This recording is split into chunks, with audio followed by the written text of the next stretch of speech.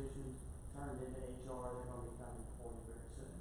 Thank you, So sir. we did kind of a national check of what those folks are really supposed to be doing. So I think we've got the right duties now. Thank you. Any other comments? Go ahead.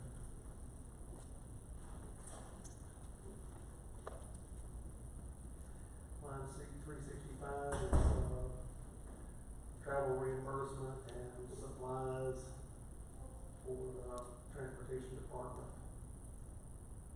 Mainly office type supplies. Line 366 is our regular education bus drivers.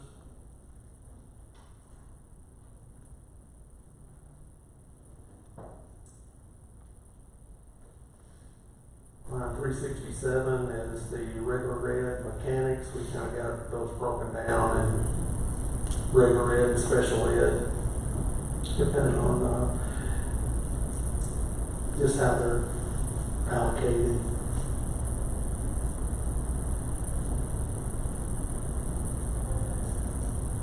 Line 368 is materials and uniforms for the mechanics.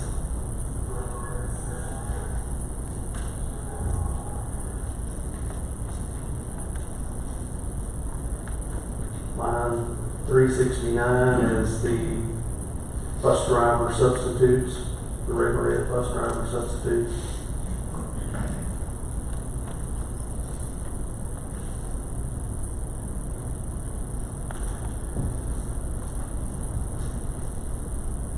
Line 370 is repair and maintenance of the school buses. Mainly this is parts.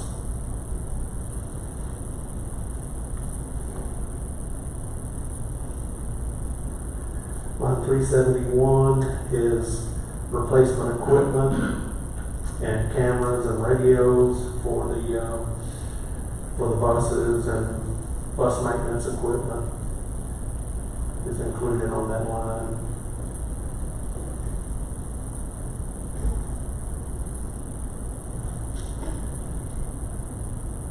Line 372 is our fleet insurance and self-insured retention. We have some funds built in there as well in case we have an accident.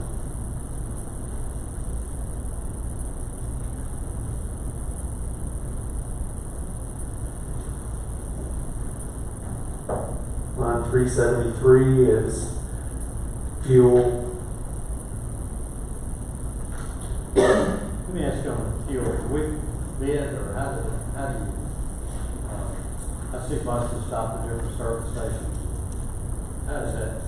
Well, we do utilize Fuel Man. We have done in the past, which gives us a discount. They can use any station that will take the Fuel Man card. Anything else? Don't have. We have a contract with Fuel Man, and our contract piggybacks off each other.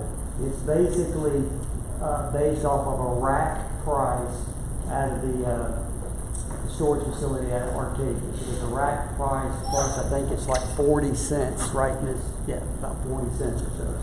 While we're getting it in the area, that's the kind of price. And how's that monitored to be sure that it's being utilized for the people that it's tested? I do.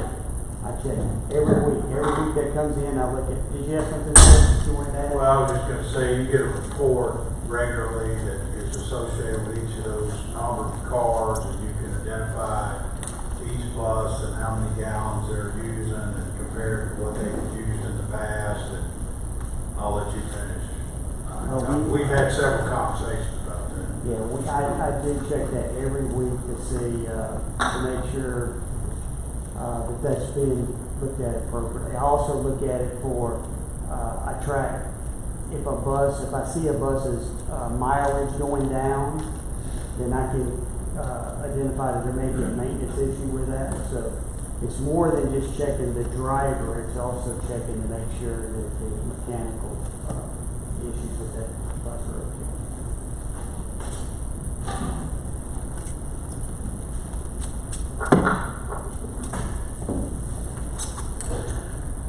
374 is replacement buses, or every now and again we'll have to buy a pickup truck for the mechanics to be able to go out and rescue mechanical issues with the buses. Excuse me, Colonel Haddon, could you enlighten everyone? State law provides the useful life that we can expect from a school bus. The service life is 25 years, and most repairs uses it for 25 years. This particular year, we had 24 buses that went out of service. What you're saying is, at 25 years in service, they are out. They are And out. that is not by our choice, that is state law. Yes, sir.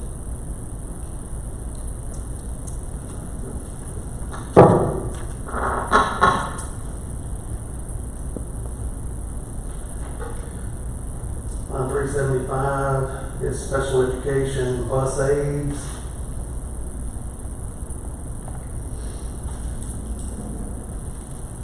$376 are special ed bus drivers.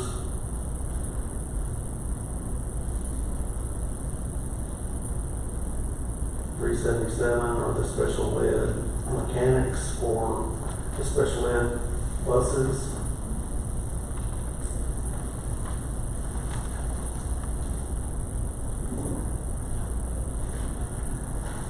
$378 are the special ed buses and pair of substitutes.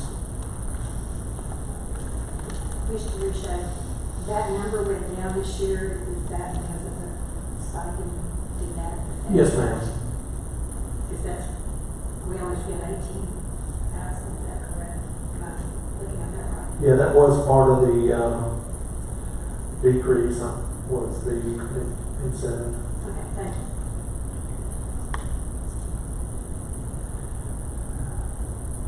Line 379 are the special ed bus repair. That's mainly parts again. And the reason we have to track the special ed versus the regular ed buses is just the way the state makes us report it in our annual financial report to them.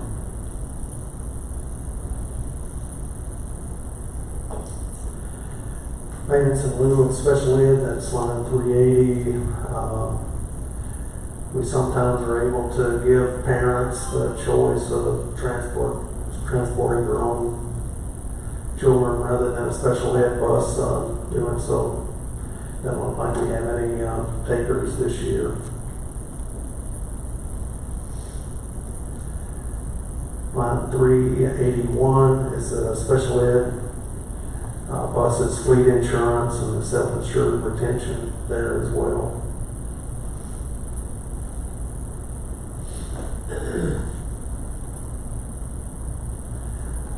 Line 382 is the special education fuel.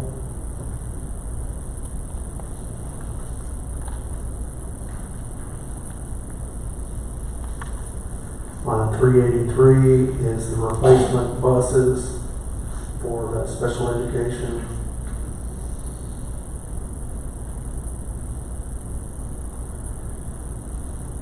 And then all the benefits that we've gone through with the other sections as well. In addition, line 391, bus driver physicals. We do have a line for that.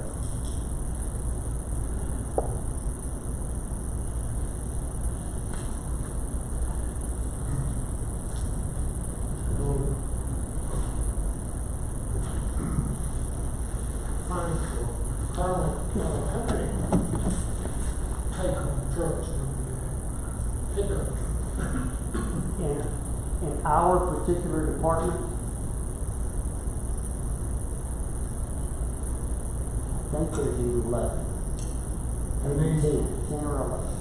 These are for call outs when there's. Yes, sir, we have, there's 7 mechanics, a foreman, and a leaderman, so that's 9, a parts guy's 10, and I'm the 11th. And those guys are, 7 mechanics are spaced out around the fair. And so if a call comes in early in the morning, instead of having to dispatch someone all across the parish, that driver automatically takes the call, while we get the buses on the road much quicker. Thank you. Yes, sir.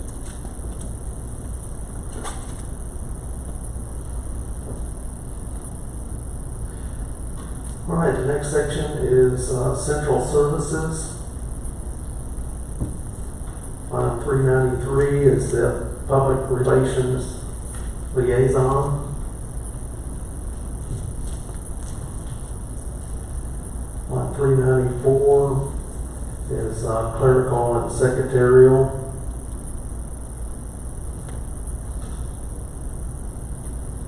I'm sorry, question.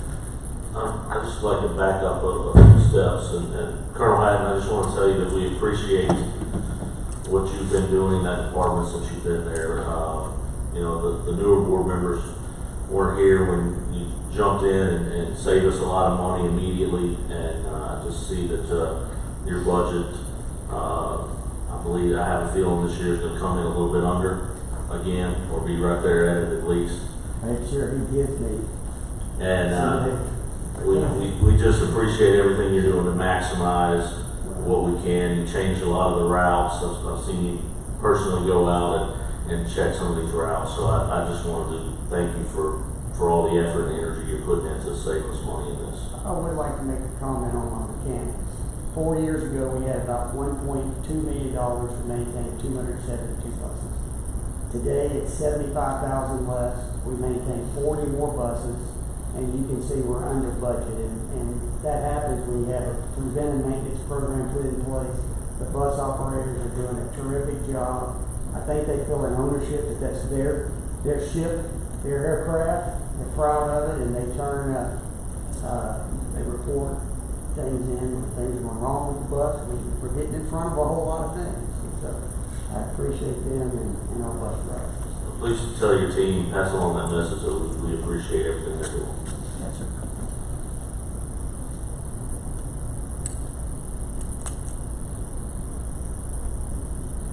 Any other questions on the transportation?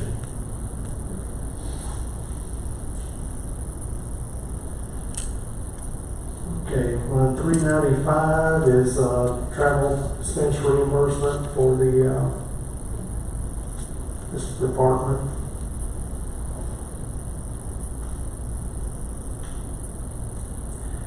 Line 396 is for the demographer that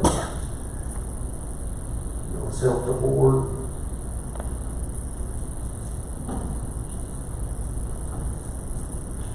Line 397, in past years we participated with the other public bodies in the parish as they've done aerial photography, and then we haven't had any expenses this year, but that's what that line is for.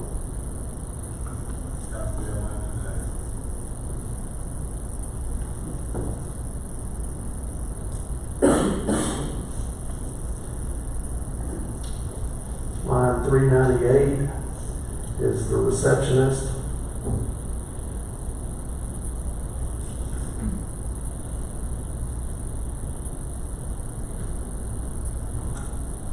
$399 is the Director of Human Resources.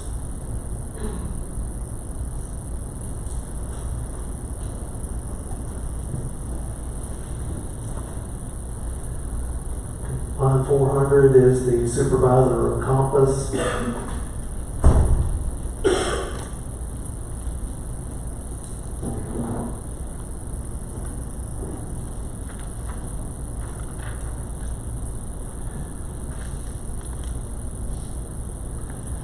Line 401 is the Human Resources Department, clerical and secretarial.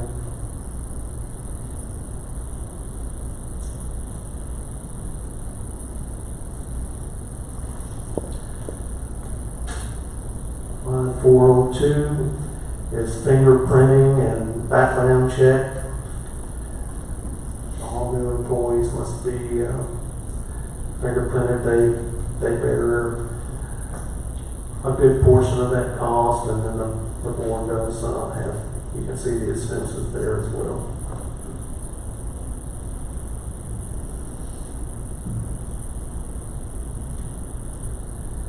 Line 403 is the Human Resources Department travel.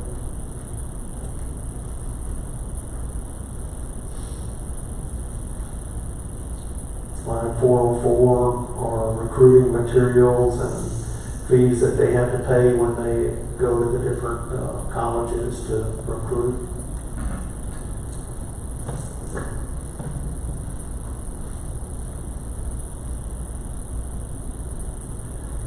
Line 405 is replacement equipment for the HR office, which includes they have a copier machine and refresh their computers from time to time.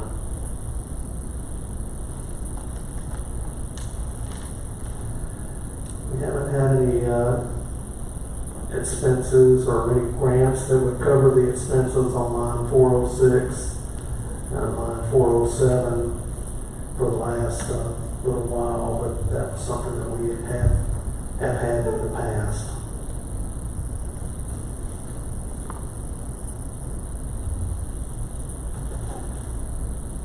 Line 408 are data processing salaries.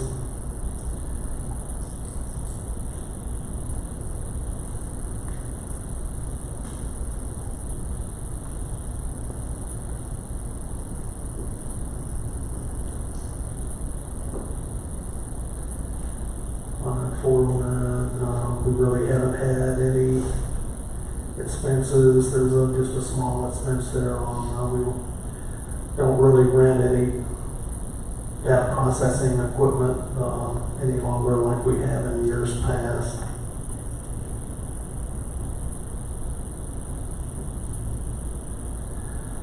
Line 410 is data processing travel expense.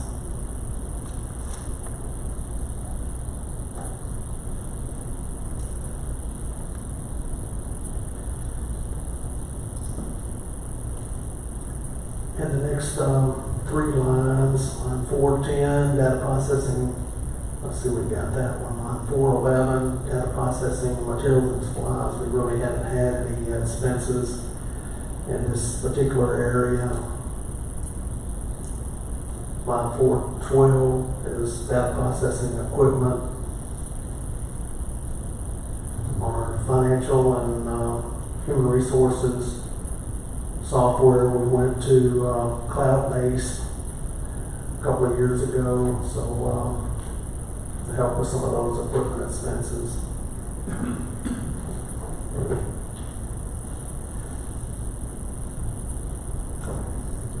Line 414 is our data processing software, which includes several of our software that we have, both our financial and human resources, as well as our student information system. Question, please.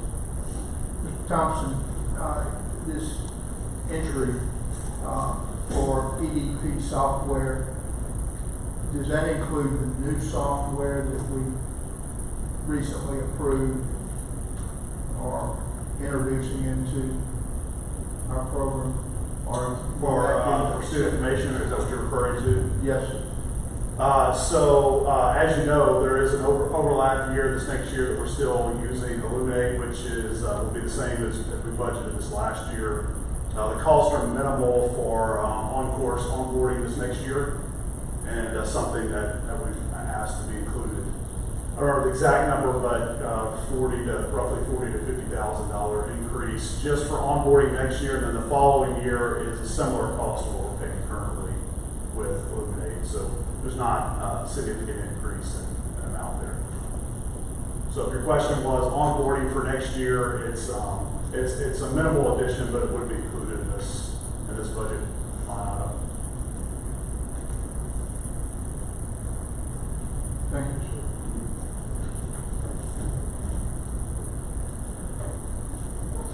The other line items in this particular section, again, are the employee benefits that we've have talked about.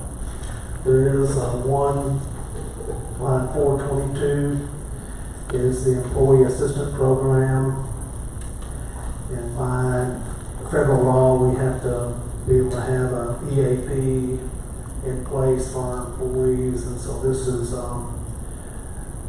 ours that we have negotiated so much per employee per year that our employees can go there or be referred there, you know, if they need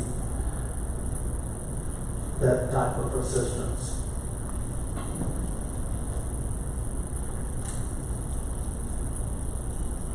Any questions in the central services?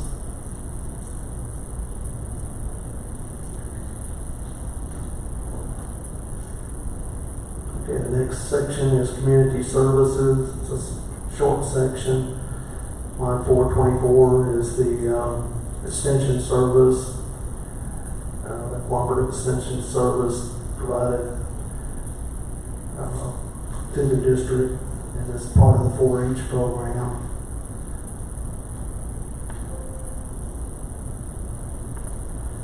Line 425 is the board's portion of the DARE grant to provide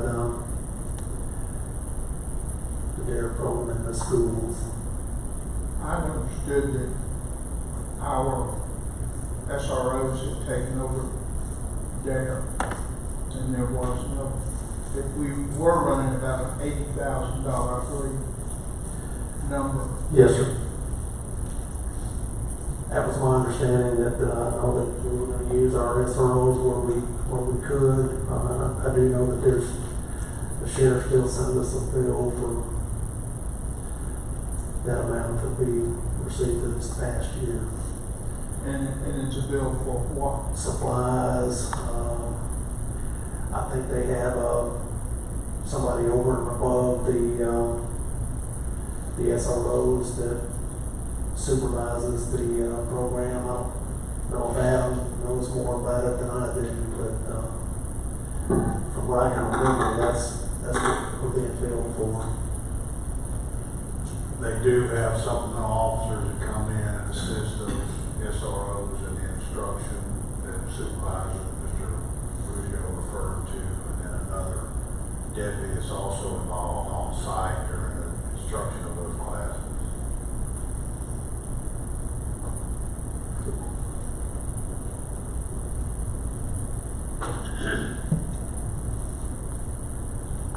Any other questions on the community service expenditures?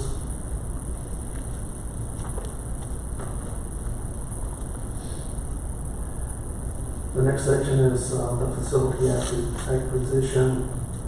427 is the supervisor of planning and construction.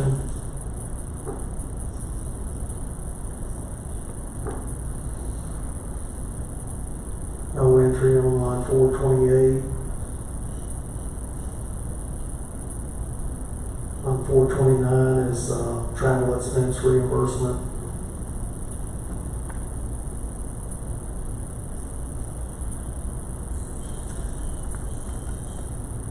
The next few items are the employee benefits.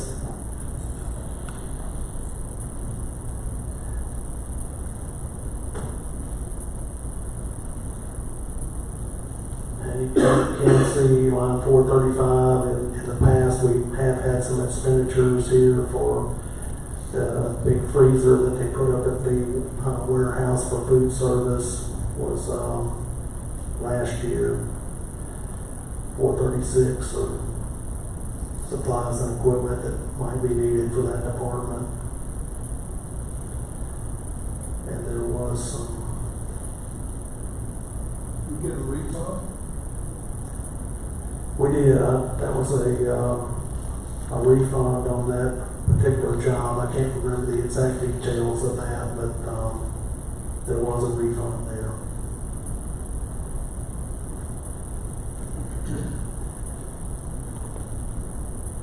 And there were some architect cost on line 437 for this building.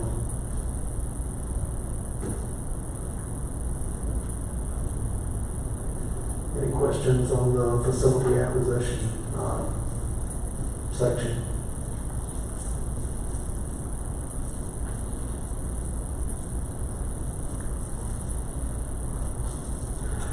Okay, the next section is debt service. We do still have one outstanding qualified school construction bonds that we are still paying on. They were low interest loan that we were able to get. It was $10 million. That was used to build several of the wings throughout the parish. I believe we built 5 different wings throughout the parish with those funds, and we continue to pay on that every year. But we're about halfway finished paying that. We did have some line 441.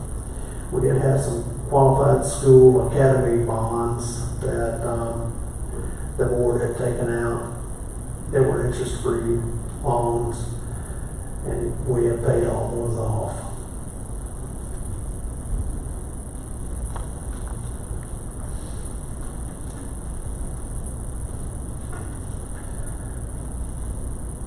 Line 443 is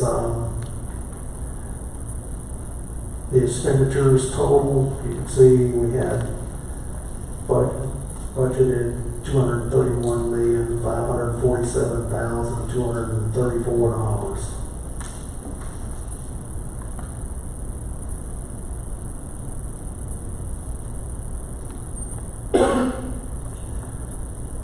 Line 444 is just how the expenses compared to the revenues, and with the budget we had slightly more revenues than expenses.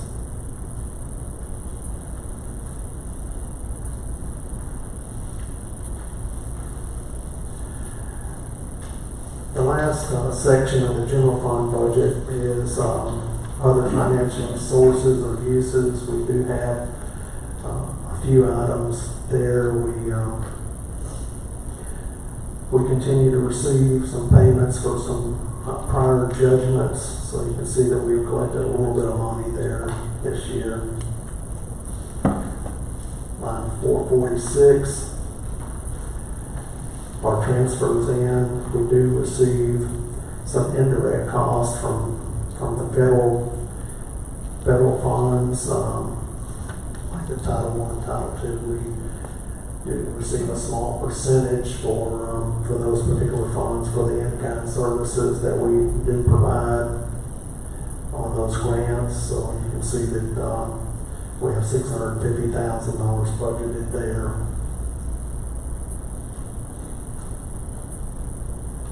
No entries on line 447. We have had some insurance losses in the past. With several years ago, we had some significant hail damage, over $1 million worth, and so we have had that line item has been used in the past.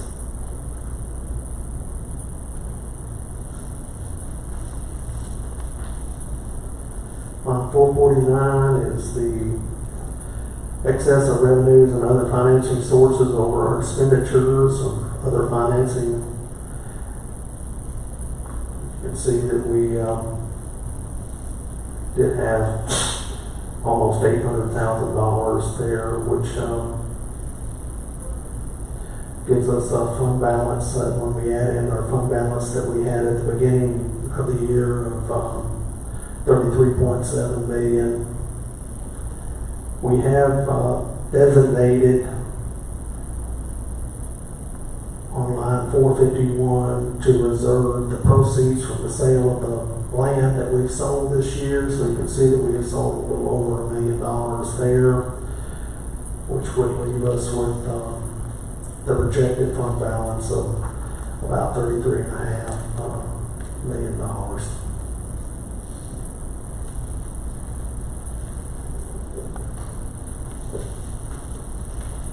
Are there any questions before we move? Yes, sir, Mr. Bancroft. Okay, so I guess the question would be, so what was our, and I might go back on the previous slide, kind of went through it on the email as well. We spent more money than we we had more expenditures than we had income. Is that correct? For the year, this Well, we projecting right now? Yeah, we're projecting that we'll have $66,000 more in revenue than expenses. So just basically break even. On line 444, it was $66,009 with our revised budget estimate.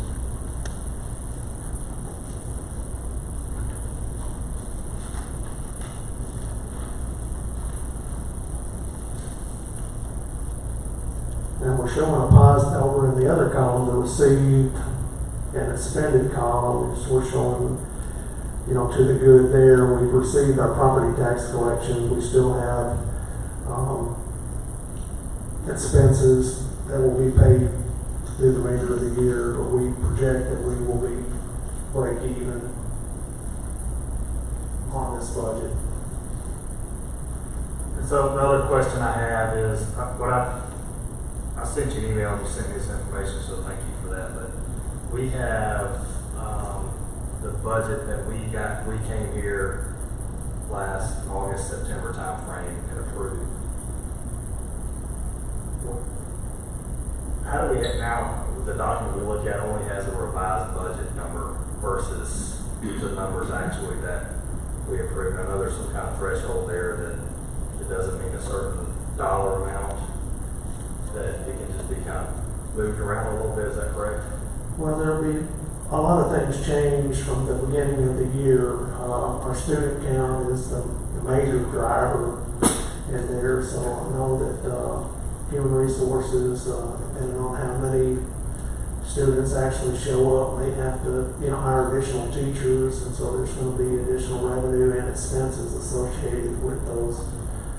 Then throughout the year, we different collections may change from what we had originally projected. We try to budget conservatively so that we don't get into a situation where we were expecting to receive X amount of dollars and didn't receive those. And so, and likewise on expenditures, we try to be conservative there as well. But there are adjustments that have to take place during the year, just because the budget has to be adopted before really school gets started, and so. And I may be speaking differently than other board members, but what I would like to see, and I don't think we have to review this every time we make a change in it, but as long as we have a column out there of what we proposed versus what our revised is, because, and I appreciate conservative numbers because I really don't want to get in a bind with our budget.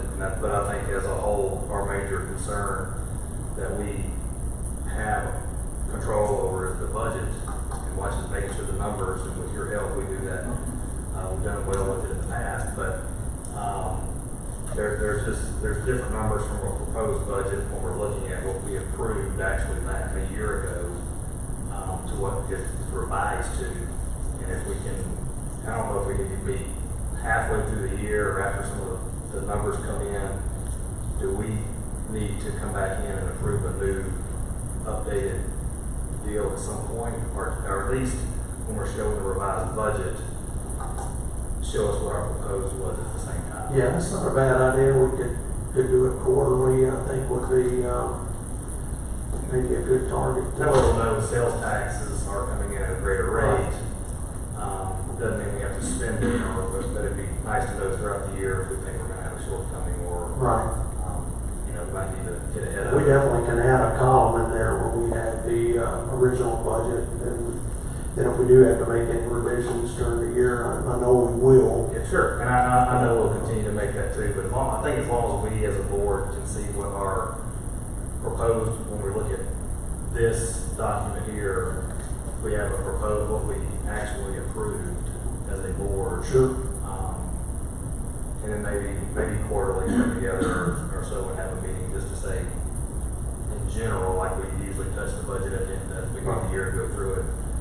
Here's where we're looking at. Most of it's going to be in probably income, because then it all gets more kids come in, need more teachers, right. more health insurance and all that kind of stuff. Right. But there's from beginning of the year to now, the document changed quite a bit. Right. And so if we can just, I think just moving forward, that might be a good plan on our side as a board to kind of be stable. We're not looking at one document and we should back up to a revised document, just kind of go through. We'd be happy to do that. Okay. I know we've been working closely with human resources to make sure we, have every teacher that we think that will be in place this year.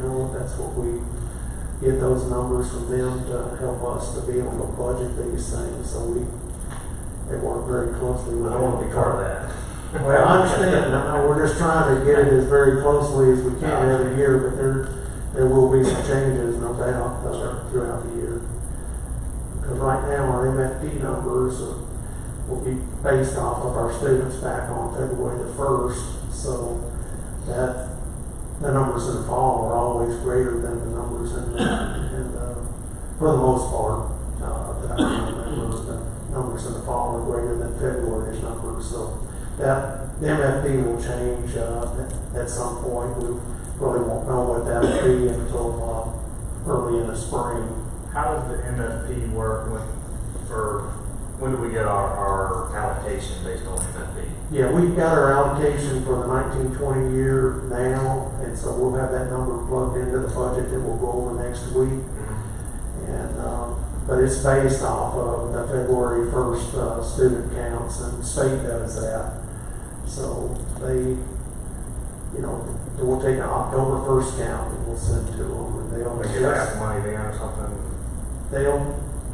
I believe the adjustments made in March. They'll adjust the MFP numbers in March for October 1st, and then they'll come back at the end of the year, and if you had a decrease from October count to the February count, they will adjust it again. So for all the people who graduated 3.5 years, those hit, and ones that didn't get it. They only give you half the money, so if like your February 1st count goes down by 200 students versus your October count back in the fall, they only pay you for half of a year for those 200 students. So they're going to try to get you where they can. Okay, thank you.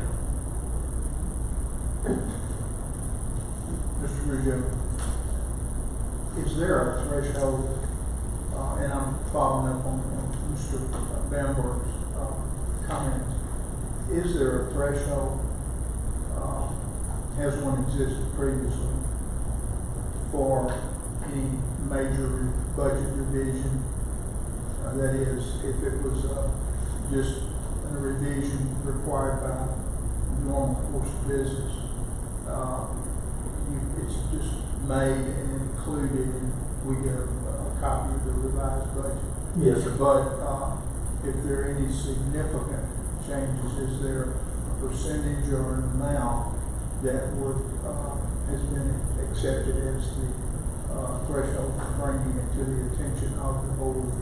If there is a particular category in the budget that's going to be more than 5%, then that's something that we should look at. But you can see there's a lot of different things in those categories, such as local sources of revenue, or within the state sources would be another category all by itself. So those broad categories, if it's something that we look like it's going to be greater than 5%, then. But I think if we took care of that on a quarterly basis, that should suffice for that. And of course, this year we will not only will we receive our regular MFP, but there is a 1.375% increase.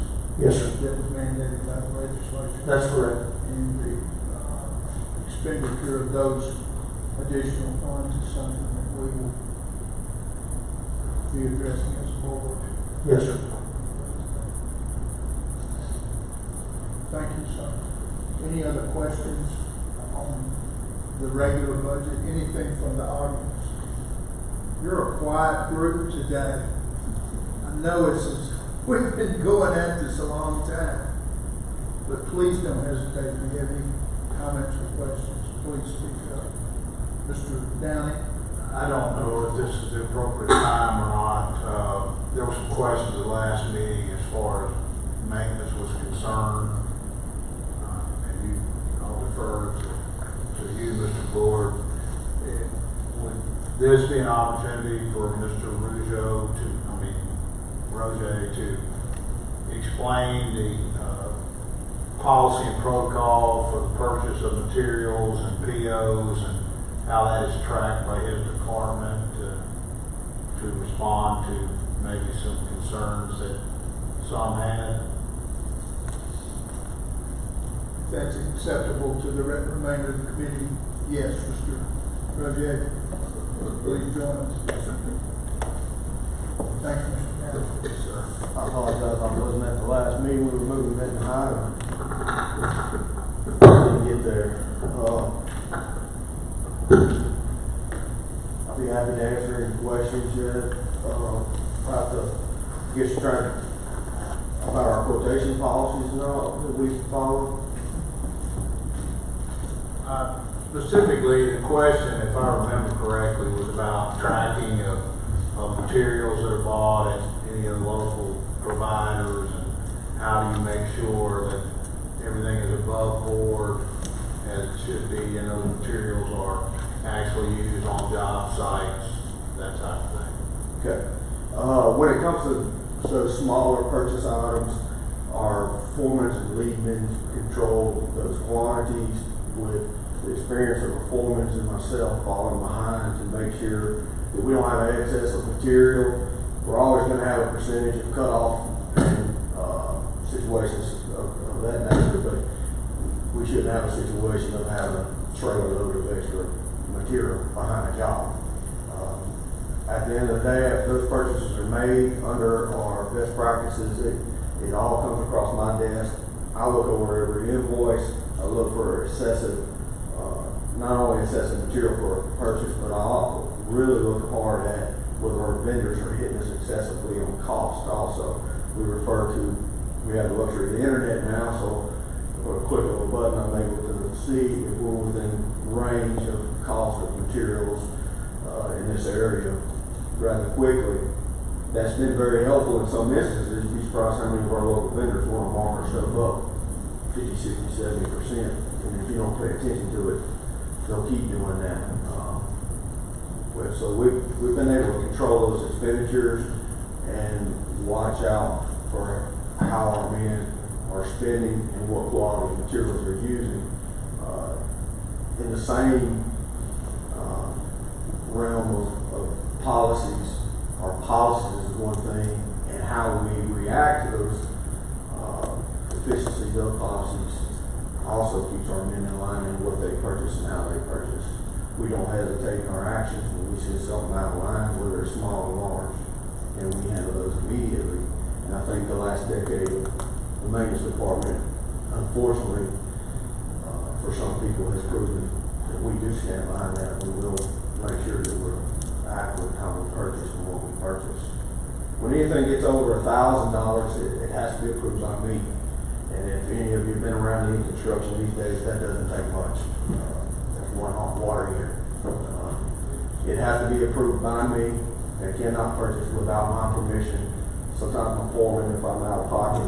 But at the end of the day, whether I'm verbal or not, it is documented and it is put on my desk, and everything is scanned and digitized into my system. So I have every purchase over $1,000 on me most all times. I know what they are, and that's before they purchase. Then to make sure we go through our quotations properly by the purchasing department and mandated by the state, and also to make sure that I don't see a pattern happening between vendors and employees. And then a lot of times we can kind of be fair with some of those lower hanging fruit, so to speak, smaller orders that don't have great percentages on, but you can kind of pass them around. So being able to see all that pre-purchase allows me to keep my eye on relations and make sure there's no fraternizing between vendors and situations. I think that's very important. But I think the most important thing is is that my employees know that I'm gonna stand tall to the policy, and that's what's gonna happen. And it's been proven, and, that keeps them kind of in line for where they go. Mr. Roget, has anyone considered bidding for our, you know there are certain items you're going to need quantities of throughout the school year. And right now, if I understand correctly, both what you've said, Mr. Ruger, what he has commented, and Mr. Downey, more or less when it's needed, your employees go to Lowe's or Home Depot or Tubbs or wherever it's appropriate to, or Corbin's or whatever. In my mind, that's somewhat similar to how we buy milk or our food stuff. And we get them piecemeal, but we bid it and we get a price that's good for that school year. Has any thought ever been given to bidding these items that you know you're going to have, and we allow these vendors to submit a price that will be good for either fiscal year, school year, whatever the case might be? That thought's always on our mind. It varies per product and what we're doing. But why wouldn't we do it? Well, we'll get that to you. We went through that with Mr. Asher years ago. We went over that extensively to try and figure that out. A lot of those commodity items are metal, and they fluctuate through the year on their cost and what they are. That means they go way down or they go way up. So as we do jobs, we try and quote those jobs. Anything over 1,000, usually anything over 3,000, I get 3 quotes on. So I'm getting the best price at that moment on those products. So metals fluctuate weekly, so those prices on wire, piping, and those such, even lumbers, will change. Especially on wire and piping, it will fluctuate tremendously, and they won't hold a number for anything longer. At one time, it wasn't holding top the price of the metal price longer than a day, but they may extend it out to a week. Then you can talk purchasing criteria. There's a bunch of adders and fillers to try and come up with when you do want to buy it, what it costs, what have you. Our best way was to buy the product. When we have a larger project, then we quote it with 3 quotes, and we get the best product price at the time of what the product is. We don't want to put too much candy in our store. I don't want a lot of product on my shelf, and these vendors don't want to put all that product on their shelf because they can't hold that price that long. So I don't want to buy 1,000 foot, whatever it may be, 10,000 foot of conduit and have it sitting in my shop, because I don't know what percentage I have to keep an eye on to make sure it doesn't just not get used properly. So there's those items. We do have like refrigerant that we do buy once a year for the most part, because we see the price is going too high. It's never going to go down. So we try and catch it at its lowest percentage, and we buy a couple pallets and it's under lock and key and camera and delete it out of our So it's system. not bid, you're monitoring. Well, it's quoted, it's not a bid. Difference between bid and quote is just a matter of the magnitude of dollars. It's not high enough for a bid, we do a quote. We send it out to our vendors and they give us a quote back. It's not over $100,000 worth of material, it's usually $30,000 of material or something like that. Maybe less than, maybe 15, 20. Are you doing this all in-house, or do you work with our purchasing director to get these quotes or bids or whatever you want to call it? She helps me tremendously, and we work together on what we're doing and how we're doing it to make sure we're following within the guidelines. All my stuff, when it hits my desk, once it's processed through me, it's sent to them, and they review it, and they make sure that our vendors are licensed and everything we need done, properly done, correctly. A lot of times I went in on state bid projects and I have quoted stuff out and I beat those prices. My local vendors will get down and dirty with it if you make them get down and dirty with each other and bring those prices below the state bid prices. It's just all about timing.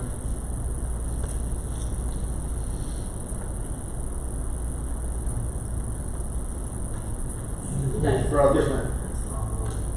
Just for information, Yes, ma'am. you said you're foreman, how many foremen are there? that you have? In my shop, there is,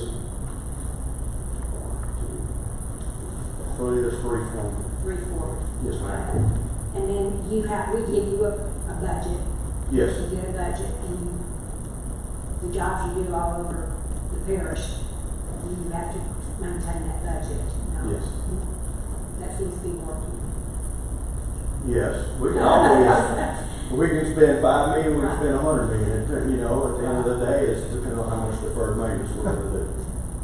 I just want, Yes, that's just ma'am. information. But it is, we always, once a budget is set, we try to stay within that threshold. We never wanna go over that, because we don't want to put the board or Mr. Ruggiero, who we work with on our budgets to, well, to me, all my life, I've never been able to go over budget, so that's just natural, I don't with us. Yes, sir. Mr. Roger, while you're there, could you speak to the tracking system that you use for work orders, the name of the software, and basically how that works to keep up with Yes, everything sir. you're tasked to keep up with? Back in 2011, I had done just an internet search on work order systems because I didn't like the made Excel system they were using. And I come across a school system, which is the name of it. And I started researching on who all, what have you, and come to find out most Louisiana was using it, and actually most of the nation was using it in school systems. So I contacted a few fellows in my profession that had it in the area, and they seemed to like it. I liked the demo of it, and we went to the system. Since then, I've discussed it in other meetings with some of my counterparts and brought it to their parishes. It is a web-based system that it can be as extensively used as you want it to be.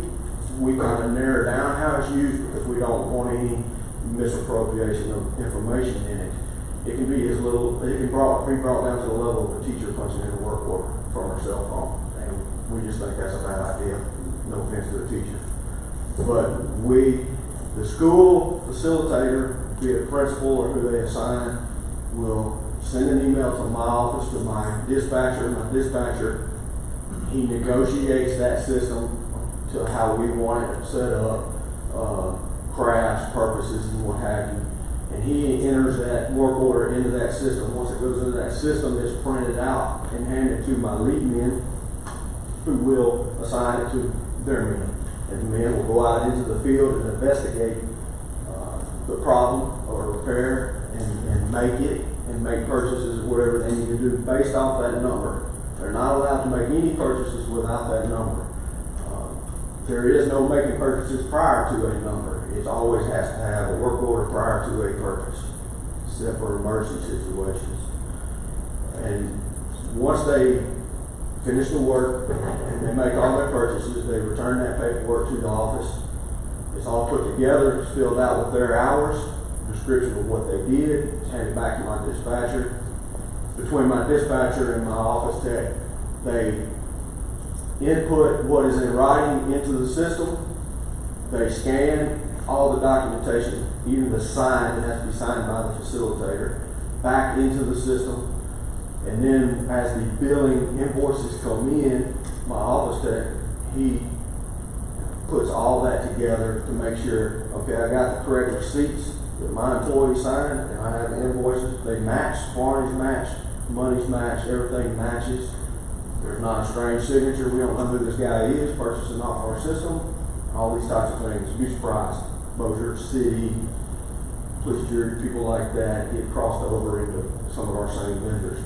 So he makes all those, he puts them all together, scans all that back into the system, and then it comes to my desk, and that's where I sign every single piece of paper that comes through the system. Every day I sign a folder about that thing full of invoices.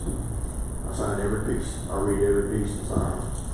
So that gets signed. It goes back in the system, gets scanned again with my signatures, and then it's sent to central office for processing. In all this, we're not the legal retentions for that invoicing system, but we do take pride in having it. And we use it for multiple reasons. One, protection of this board, protection of ourselves, accountability to ourselves and this board. And we're able to use it for historical reasons. We're able to, if we know we did a job at one time, we can historically go back and look at it and see who we used, how we did it, because we may do that again someday. So we try to maintain those records for research for that and for legal purposes. We're not legal retentions. It does help tremendously in hours to look up a lawsuit, a trip and fall. A minimal trip and fall can take up to 40 man hours of digging through papers. They want 50 years worth of people's hours, time, who was on the property, everything. This is a point and click. We're done, and we send it to the lawyer. It's over with. So it has a lot of benefits for that. Systems, a well-based system. It does have a lot of different stages that you can pay for. We do not pay for all those, because to me, I'm kind of conservative, and I don't want to pay a bunch of money for things we're not going to utilize. All right, so we use the base system, and it does a great job for what we do. It's our records, and we're able to allocate everything. It was part of our cleanup back years ago. I wanted to make sure that we were accountable for everything we do. You know, we don't slip. We don't have a tendency to slip. So that was part of a process I put in place. Yes, ma'am. Ms. Darby. Mr. Renshaw, are there any, you said you have a dispatcher. Yes. How many dispatchers do you have? One. Okay, so phone calls come into that individual as well as they can email? Yes. Work on it? I want all emails. They can call for emergency reasoning. You know, obviously I don't want them waiting on an email because water blows out down the hallway.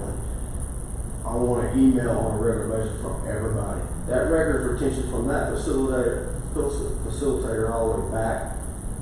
It stops arguments and he said, she said. If you either send it or you didn't. And we're able to capitalize on being quicker to respond and not get lost in translation of what's going on. And the last question is, how do you prioritize those work orders? Okay. Obviously, it's prioritized on what damage it will cause, for one.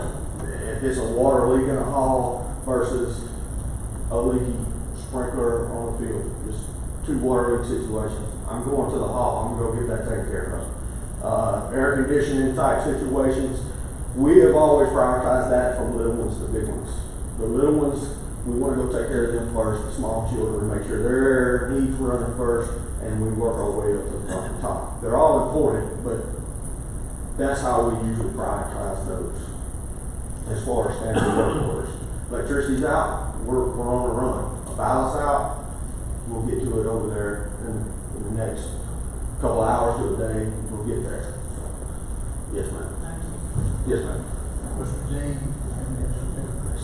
I just wanted to add to that, because I know I've had this conversation several times about how you track open work orders. You know how many work orders each school has turned in, when they turn them in, whether they've been resolved or not, which ones are still open. Y'all are constantly monitoring that. Do you have anything to add to that? We do monitor it in a quantity. It's very difficult to take 1,000 work orders a month and know that that toilet's still not fixed on C wing of Parkway Room 1. I don't know. You know what I'm saying? That some things get too in the weeds for me to have to take care of. Once I'm not beyond it, but once about every 2 weeks we print out open work orders to our lead men. Our lead men take those lists and they can try and it kind of gives them a reminder, hey man, I know I need to get on that and they get that done. And I expect them to get those cleared up. Some of them don't get cleared up as quickly, some of them are postponed for summer, grouped together a little bit more, kind of what the item of the situation is. I understand your maintenance, but if a principal puts a work order in, I'm just making this scenario for a new parking lot. When that gets to you, who makes the final decision on That's a tricky one. In all fairness, I'm a maintenance department, I'm not a construction department. And my funding is not based off of building people, wants, and I'm not saying I don't. No. I'm just saying, in reality, by definition, I'm supposed to repair, keep things running. If they need a parking lot, if it's smaller, and something we can handle and we can kind of shift it, we see there's extra money throughout the year, we didn't quite have as many damage repairs, and we try to help out where we can. But those are hard promises to make. I look at, right now, we're in a spending right now. We're in summertime and it's gotta get done. From now, we're on new budget starting today, basically, it's not approved, but it's still. We start slowing up in the wintertime just by nature, the business slows up a little bit. Principals get busy, people get busy, they don't call in as much. As January, February comes along, I can look at those expenses and see, okay, we had a big spend first part of the year, so we're gonna have a light spend to end part of the year. So we got umpteen planned projects, 10's gonna get done. Or all's gonna get done. Well, I guess what I'm asking is, if you had one conservative principal that just made everything work best Right. it could, and then you had one in another school that just wrote work orders constantly, how do you? It's not an easy task, and there's not an easy answer to that. We look at the work order as a number and not a place. We try and decide, is that justified work order to do? Is it broke for one, and we need to fix it? Is Well, that's it what I'm broke? asking, who justified, I realize the front. My lead men, they look at it and they can tell, but if it gets up to as big as a parking lot or put a wall or something like that, they're gonna call me. Me and my foreman, we're gonna go out, me and Mr. Burrows, and we're gonna look at it and say, you can't put a wall here, you're gonna block egress, or you're gonna do this, and if we do that, that wall's $5 grand, but you got 15 grand in sprinklers to do and fire alarms, and they don't realize all it takes to do it. We have to stay within the boundaries of our judicial buddies, so we always try to do that. So we do, when bigger projects come up like that, parking lot walls, I need a new T-building, another classroom. Even sometimes when I just want another sink, we usually go out there and see what's going on, because sometimes it's a want, sometimes it's a need. And Yeah, that's what I was. sometimes you go out there and you I don't want to say use the word pressure, but you be a presence on the job and say, why do you really need it? Well, it would be better than them walking from over there, or why don't you just swap classrooms? Okay, we'll do that. Have you been involved in that also? Yes, sir. And as well as Mr. Rowland, when there's anything that is iffy or maybe outside the scope of what maintenance is really supposed to be doing, we'll have those discussions and they'll seek out our opinion. And, you have as many different, you have different people that have different desires, and as long as it's reasonable, we try to accommodate. But if it's in the area of a want as opposed to a need, then we have to prioritize. Realize some years are better than others, okay? We've been working off a rebuilding Plain Dealing in the last 2 budget years. We just got out of that this week. This is a new budget year that it hasn't been involved in. So this year we can try and up some of those plans, such as our LED retrofits that we're doing now. We're planning up 2 or 3 more schools this year because we see a little flexibility, but at the end of the year, if something happens, catastrophic or changes, then we will back off of what we have to. Thank you, sir. In my working with and talking with the rest on personnel, one said to me one day they were frustrated about the system. It wasn't about you or any particular individual, but they said, Mr. Williams, since man to man is so unjust, I hardly know which one to trust. I trusted men to my sorrow. Can I get my work order tomorrow? So no. Oh, geez, My thought would be, are we talking about a work order for something broke, or are we talking about a work order for something like? There's a total different, we have a lot of different personalities in the schools, and a lot of them want a new school when they don't have one. And we try to help out as best we can. And then, honestly, there's a lot of new facilitators and faces out there, okay? And they don't know what's happened in 10 years at that school. They don't know that I spent $750,000 at that school in the last 2 years because they wasn't there. They showed up today, and they want to know why the things they want now aren't done. Well, we'll run out of money doing it for the last facilitator. We got 40-something facilities in this parish property, and that money has to go around, and we try and portion that. I can't say equally because that'd be incorrect to me, but throughout the year, we try to take care of these schools. We try and hit my personal wants to hit the most needy schools, which to me is I say needy, I mean the aged schools, such as we remodeled bathrooms in Motor Elementary for the past 2 years. And they were major remodels. You're talking $50,000 a bathroom. We just finished 2 of them last week. Maybe even this week, and maybe put the sinks back in. But it was an area that needed to be done, and that's where I want that work to go for the most part. But then I have a new school that wants a new sink in another room next door. So my priority is to try and go to those areas first, but they don't always, they're not going to get a new Benton High. I just can't provide that on my budget, and I can't stand here and say that I can meet everybody's wants, and sometimes not all their needs. Well, thank you. My word is just keep getting it done, even if it takes the wisdom of Solomon. Thank you, sir. Ms. Smith.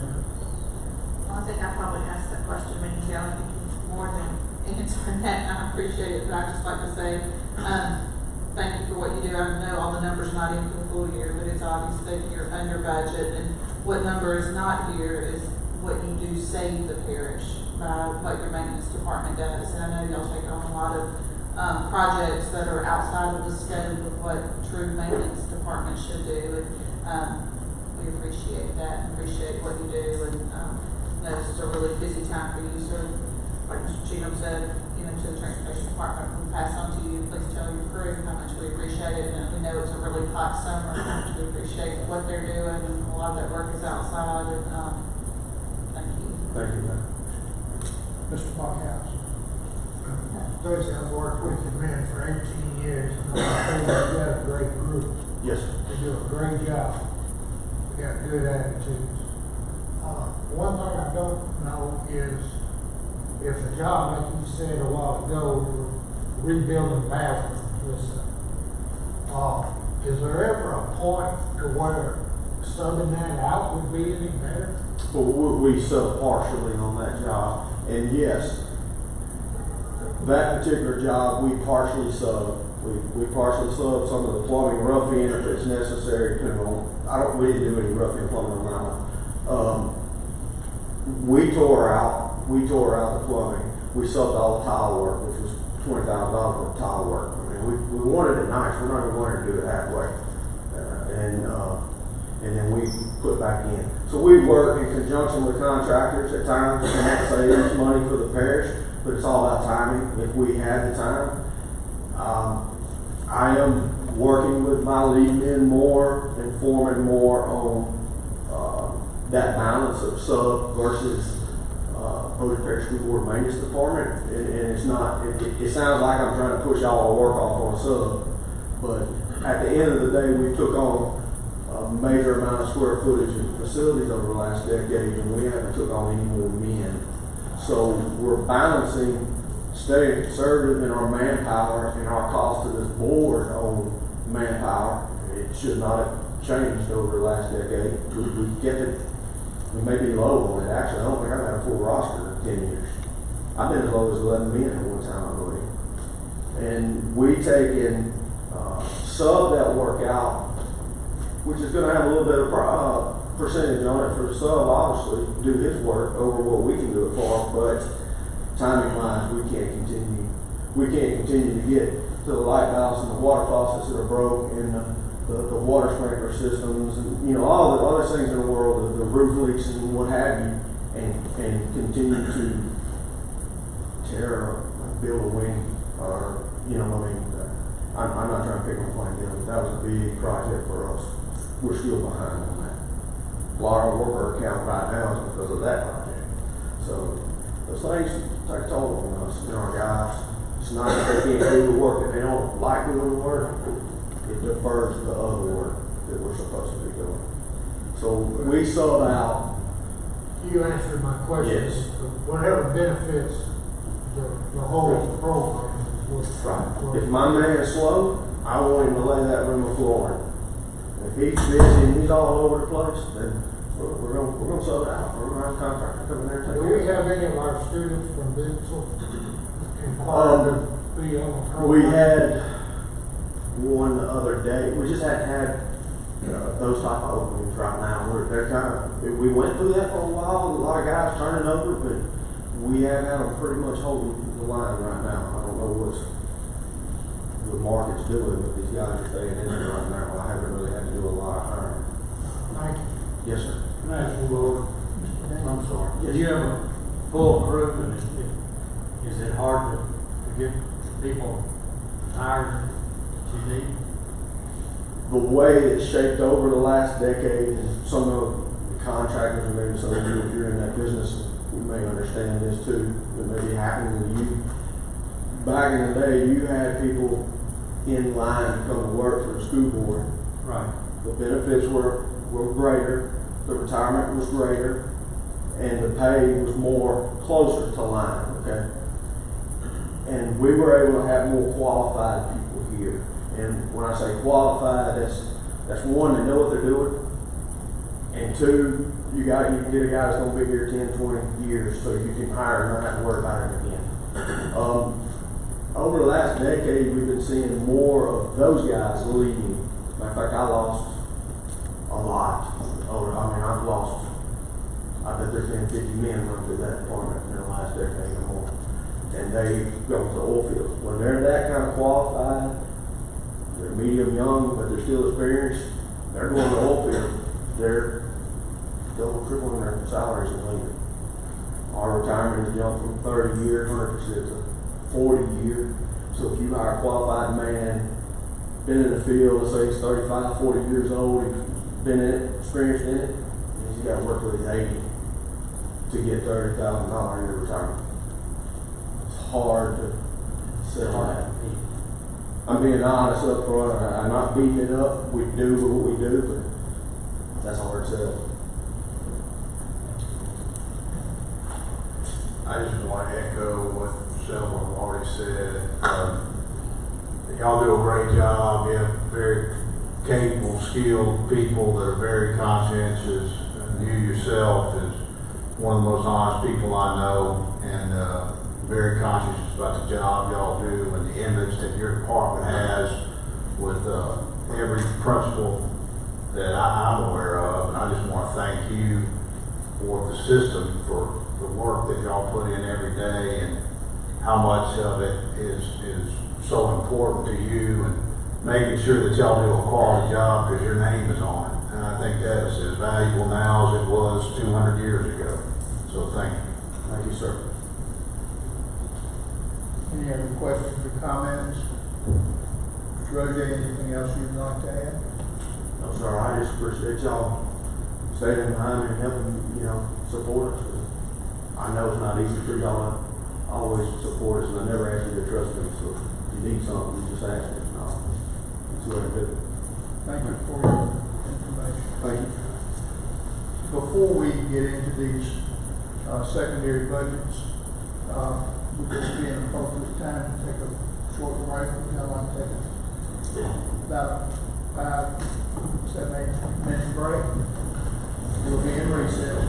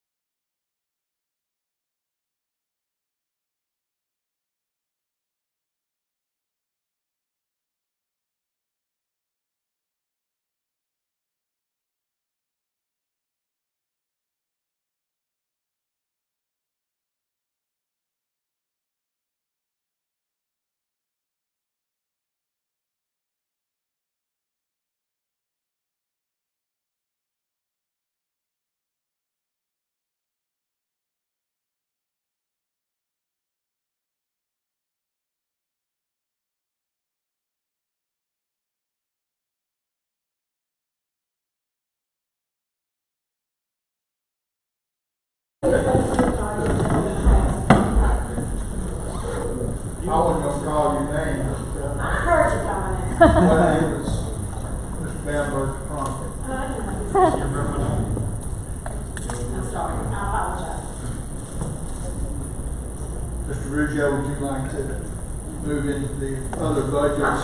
I think some we probably don't need to afford a lot of attention to, but there are some that we've not had any attention to. So we'll begin with sales tax collection over there. Okay. The sales tax fund, this accounts for all of the sales tax that is collected for the school district.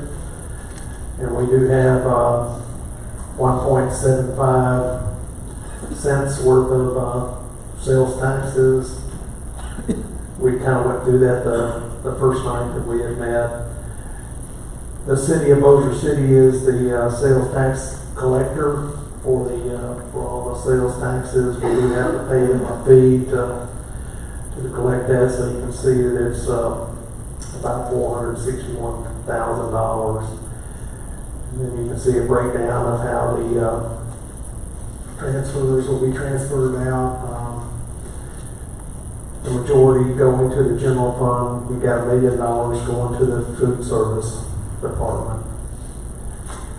So I know it kind of at the bottom it says that this was through January, but that wasn't updated. These particular numbers were through the end of March. The sales taxes are always a month behind, so the collections that we'll receive in July will be for June. So the vendors have until July the 20th to remit their sales taxes for the month of June. So we'll receive that at the end of July. But I'd be happy to answer any questions that you might have. Are we expecting to make up this 237,000? Yeah, yes. So far, I think we were about $1.5 million over the prior year, same time period collections. We are seeing an upward trend in sales tax collection. Yes, sir. And I think everyone recalled Mr. Ruggio provided us with a time age presentation of the last several years. So hopefully this trend will continue and that will enable us to do some things that otherwise we may not be able to do. Any questions about sales tax?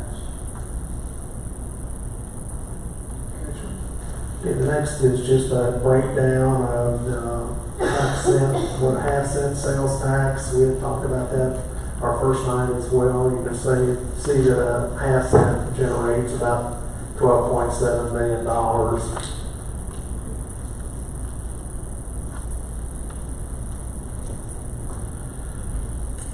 The next page is the Unified Taxing District. And this is the ad valorem taxes or property taxes that are collected to be able to pay the interest and principal on the school district's bonds. So our construction bonds, general obligation bonds. So you can see that we expect to collect about $13 million, and that is used to pay the interest and principal on the bonds.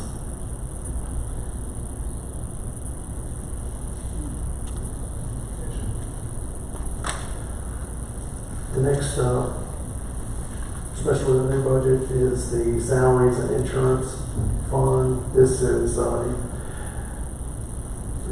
two property taxes. One is 27.6 mils. That was for salaries and benefits, and another 10.5 mils that's for salaries and benefits and retiree insurance. So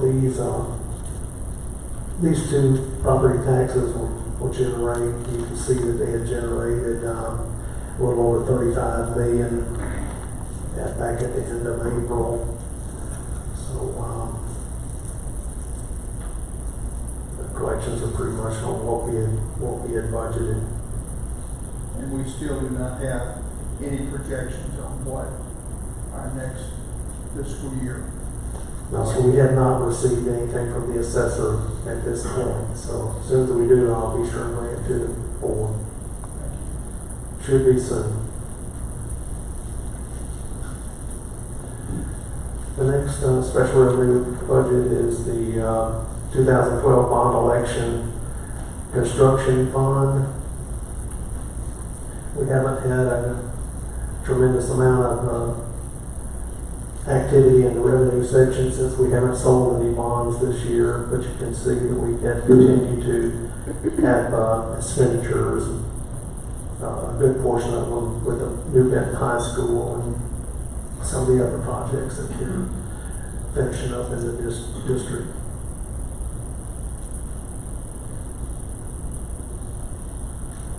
Okay, the next budget is the beef fund. You can see that we expect to collect about $2.7 million in gaming revenues and about $450,000 in interest. You can see that we've already had collected over $500,000 through the end of April. So with the interest rates rebounding, this has been a great thing for to be able to provide some additional revenue for the district. Go ahead, you're wrong. Mr. Rizzo, a couple of comments. Number one, I believe you said in future presentations you're going to include Yes, sir. the total fund balance. And we've said this, Lord knows how many times, but I understand there were some comments on social media within the last 48 hours addressing beef and why we're not using it because it's in excess. What would you estimate? It's what, 55 million now? Maybe a little more? Yes, sir. It's 54 million, somewhere in that neighborhood. Yes, sir. Those funds are by law protected. It would take a significant effort and first of all, you have to get past Foster County. He'd fight it to his death. We cannot touch those funds. Recently, there was a conversation with Campbell, Commissioner Campbell, and the question was raised about the possibility of utilizing some of the balance for some critical needs. And he did bat an eye. No. That's not what we set it up for. Those funds will be in bond. They will remain as it is forever in perpetuity. So, and with rising interest rates, we're going to be able to do a lot more. Yes, sir. From beef is going to once again assume an important position in terms of funding some of our extra needs Yes, sir. we have. But we cannot evade that principle. That's it. We cannot. And the interest which we can spend is highly restricted. Yes, sir. Can't go out here and build a building. Can't increase somebody's salary. We can't pay a salary from it. Thank you. Any other questions or comments? Just add, I know you said beef and you assume that everybody understands this is the casino money that everybody's talking about. Where's all the casino money going? This is the document that shows how we can spend that money, how we can't spend the principal, we're able to spend the interest. And if I could piggyback on that, and I hope I make an error. Initially, it was set up so we would get a boarding fee. That's how it started. And for whatever reason, and I recommend you speak to Mr. Campbell, he can give you a very colorful explanation. But there was a change, and we adopted the Fulton Parish School Board adopted the policy that was being followed by the city of Motor City. And we now get a percentage of, gross revenue or Yes, sir. net revenue. Yes, sir. And supposedly, had we remained with the boarding fee, would be a few $1 million ahead, but it is what it is, and it's not going to change. If there are no other questions, we'll move on to LEAF. Okay, the LEAF is the Louisiana Educational Excellence Fund, which is from the tobacco settlement from several years ago, and the district gets an allocation of the interest from that fund periodically, so you can see that we had received about $417,000 this year. And again, that can only be spent for educational type enhancements. Mr. Bishop, can that be spent on stipends and salaries? It has been spent in the past for something like after-school programs and things like that, but to fund salaries out of it, it's been over and above what we normally would do is what has been done here, mainly after-school type programs. We don't get it, it's not something we can rely on. No, it fluctuates from year to year.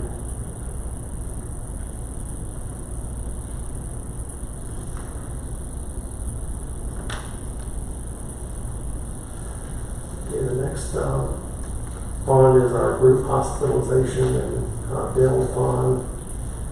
If we're, of course, self-insured for our hospitalization and dental.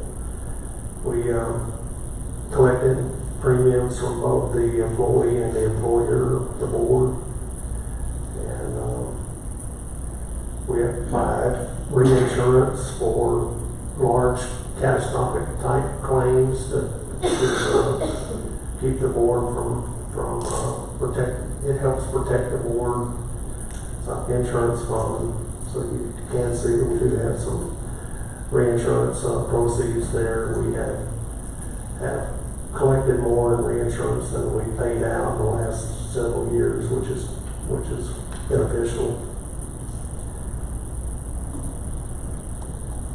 But overall, claims have been updated. We did receive an update from Mr. Allman. It looks like our claims are up slightly over last year, but not a huge amount. So, according to all calculations, we should be able to leave our premiums where they are for the short term, for sure. Mr. Rizzo, if I understood from a conversation with Mr. Allman, there's a significant reimbursement we receive on prescriptions that we have not, it's not reflected here. Is that correct? And that would probably take us to a break-even point. Yes, sir, that's true. We do receive a direct payback on any rebates that are received on any drugs come directly back in, at 100% to our plan. So that is something that is not reflected. Also, we apply for our retirees that are on Medicare. We apply each year for the retiree drug subsidy, and that brings in roughly about $1 million a year there as well. So we just got finished doing our application for that, and it always comes in the fall. So those are two items that are not reflected here.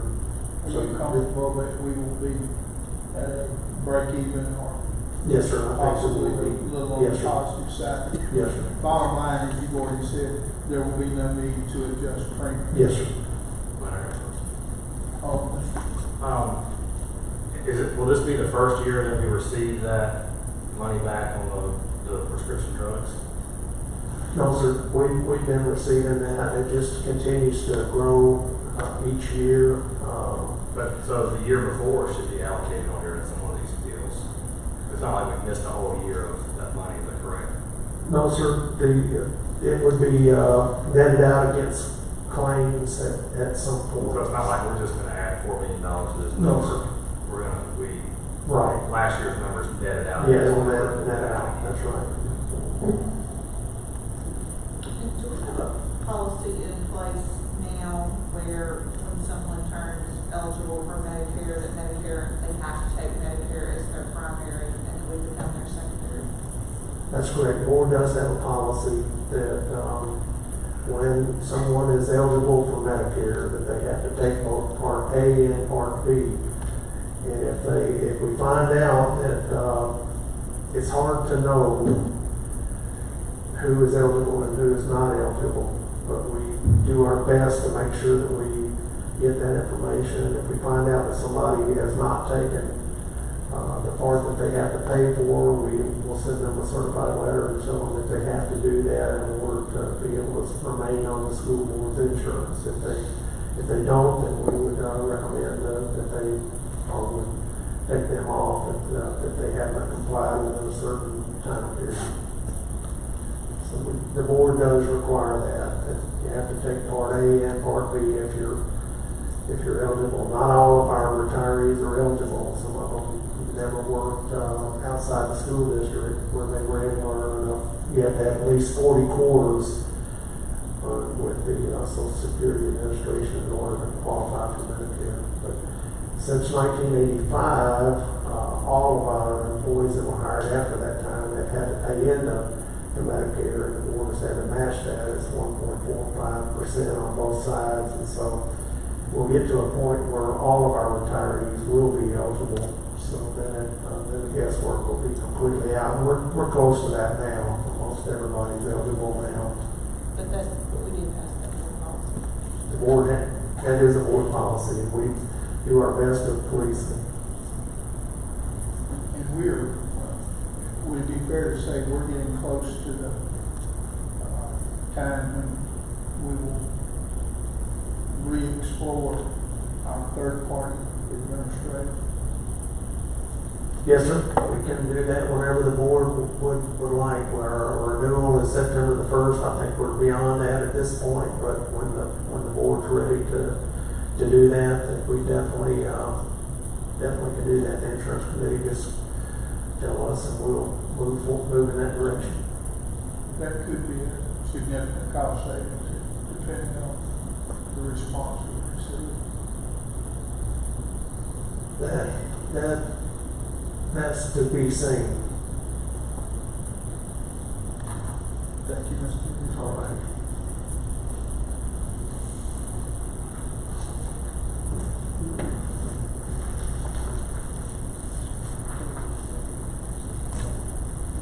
The next budget is the child nutrition department.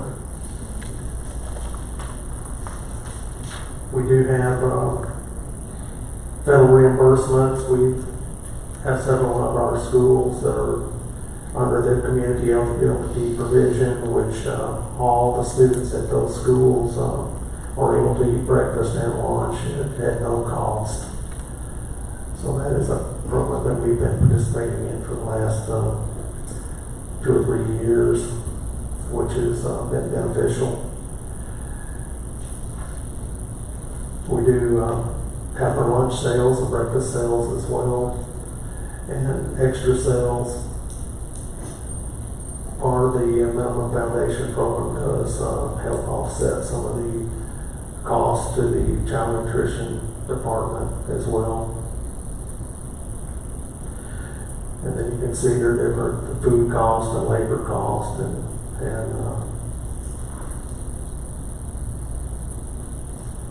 different benefits that are associated with those salaries as well. I'd be happy to answer any questions that you might have. We have to subsidize this every year. We have for the last several years, yes, sir. And it's not just unique to Bossier. every school district that I visit with is in the same situation. It's just impossible for the child nutrition department to be break even. So it's not just us. Just to clarify, is that number between the received and the budget number, is that because we're in arrears a little bit on the collections from Yes, sir. the school year from the end of the school Yes, year? sir.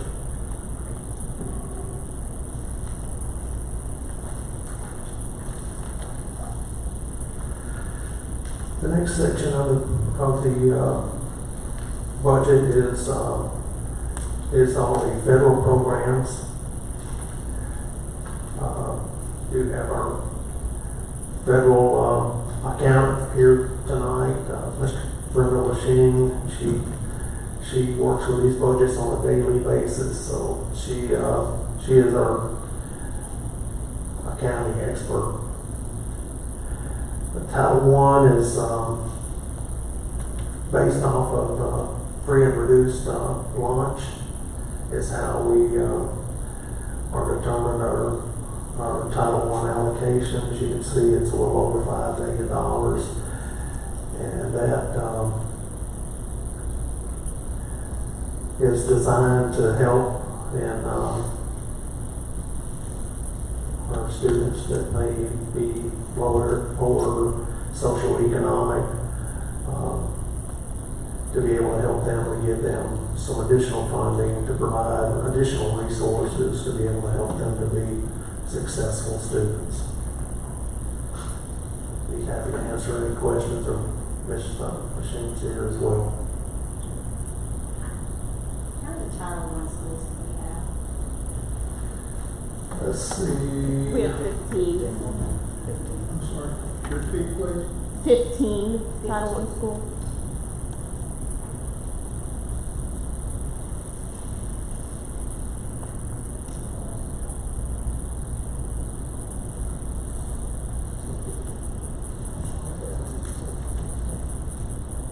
We're pretty much told how this money has to be spent, so there's not a great deal of flexibility. It's definitely a program that's audited due to the size. It's chosen to be audited every year, so they make sure that we are spending it within the guidelines of the federal government.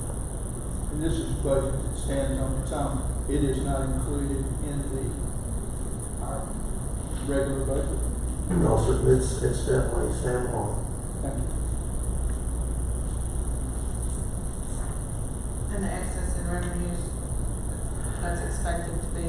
It always zeroes out. Does all Title I funding have to be spent in those, at that capacity in those schools? It does. It cannot be spent outside of that area. It's definitely targeted for those schools and for those students. Now, you may have a Title I school that may have some students that don't qualify for free and reduced lunch, but that school has over 60%, so they do qualify. Okay, so in essence, that those students will still get free lunch. I'm sure that they would benefit from being at that school. But the monies can't go in. No, the money has to be targeted for those children.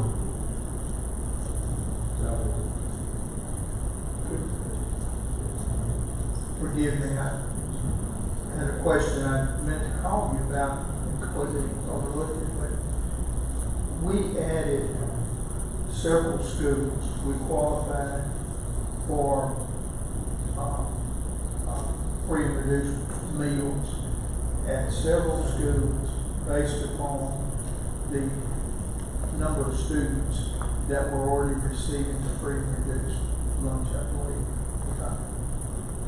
Correct. We have 16 schools that are under the community eligibility provision. Every child, regardless of economic status. Now, going back to the child nutrition program, are those funds reflected on that budget? Is that the section 4 and 11, or? Yes, sir, that's the, federal section 4 and 11 and the, federal breakfast and snack, reimbursements. Yes, sir, that's what those are. So we receive more or less,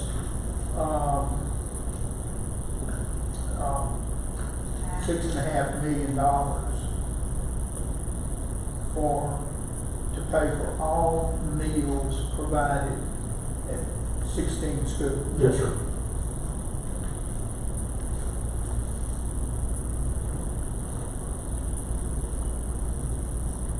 Thank you.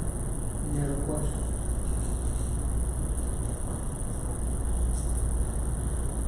Any other questions on Title I? Just kind of give us a breakdown, what's the instructional staff support versus instructional services? Who's considered in those categories? Instructional services, we do have some instructional staff, teachers, and some paraprofessionals that are paid for out of this fund. So that's the instructional services. That's what that is. It's either a teacher or paraprofessional. Correct me if I'm wrong, Brenda. I believe that is correct. We have, under Title I, we have 5 ELL teachers that are paid out of that. And then we have 18 preschool teachers and 6 preschool paras that are paid out of there. And then we have 1 teacher and 1 para at the Johnny Gray Jones Center that is paid with Title I funds. And then the rest of the positions that are paid out of Title I are support, like facilitators, technology, the social services facilitator, and those kind of positions. Follow up on that. Are those individuals that have just been noted, do they appear in the groups that are presented in the primary budget, or are they strictly in the Title I budget? They are in the Title I budget. They are over above the numbers general. that we have in the regular budget do not include those personnel, nor are they included on the spreadsheet that you provided That's the correct. last time, That's correct. at the last meeting. Yes, sir.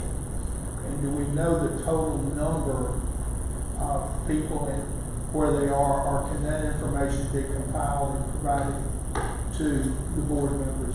We can compile that. I know Brenda has a good pulse on the number of people in each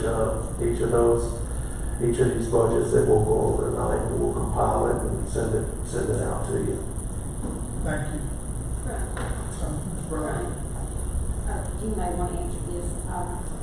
A rating school has to be established for a year before they can qualify to be a Title I school. I'm correct on that, is that not correct? I believe so, because Taunton Elementary is Title I this year, was not last year. Okay, and this year, starting this year, has been in 1 year established now. Yes. They also will be able to have the preschool. Yes, we're adding the preschool program this year, so that the 18 is actually includes Taunton Elementary. That's for the numbers I gave out were for 1920. Okay, thank you. Oh, yes, sir. Mr. Rudell, when did the Title I program begin? How many years ago? Oh, it's been many years ago. I don't know the exact year, but it's ever since I've been here. It's been in excess of 20 years. It was needed then, and it's needed now. It's been over 30 years. I don't know. Yeah. Yes, sir.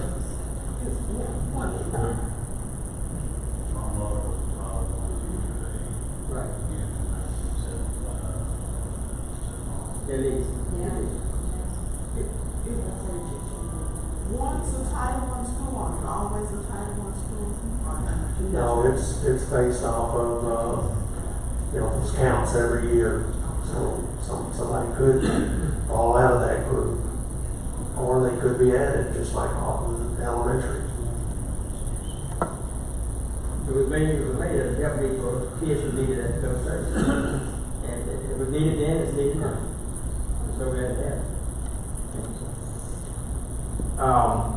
question about the indirect cost. What are some of the things that fall in that category? Was that some of the other personnel you were talking about, or is there something, what else would fall in that Yeah, category? the indirect costs are, the state will tell us what percentage that we can claim in indirect costs. So you can see here that, it's not a huge amount of money, but, it does help, and that goes back into the general fund. We went over that line item a few minutes ago. It comes back in as another source of revenue, for them. So it's used to offset some of the in-kind services that we provide to these programs, like all of the accounting and payroll and paying all their accounts payable and everything. We don't charge the program for those services. But we do get a little bit of indirect cost for that, a small percentage. Okay, thanks.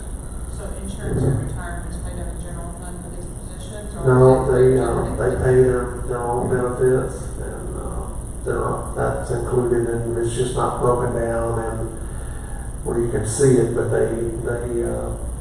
those salaries, for the most part, stand alone. They pay their own retirement and own insurance premiums as well. Right, do they pay the same salary as the regular Yeah, same salary schedules, all the salary schedules, wherever they would fall.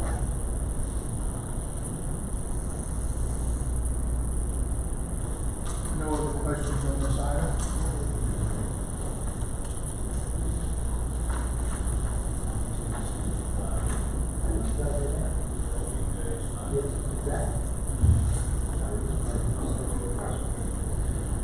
Okay, the next budget is the Title II federal programs budget.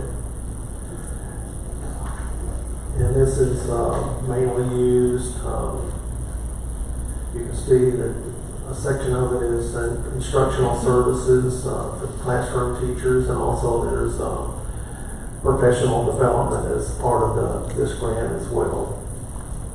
So you can see a little over $1 million is our allocation. Excuse me, Mr. You've got instructional services. Is that teachers or parents? We have 5 ELL coaches that are paid out of this grant. I'm not quite sure the difference, why they're allowed to be in this grant versus, we have some ELL instruction in Title I, and I guess these are the non-Title I schools that we have ELL coaches in. And could you please include that spreadsheet? Yes.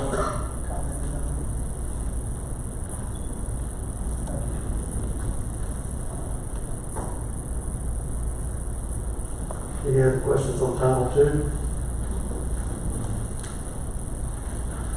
Okay, Title III is another federal grant that's aimed at limited English proficiency. It's a small grant that is used to help offset some of our costs in this area.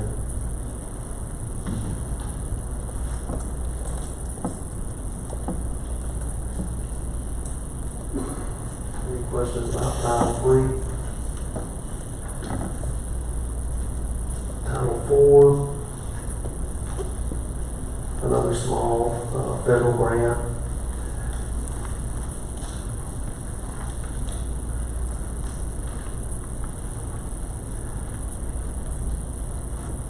Brenda, tell me what's the instructional services is.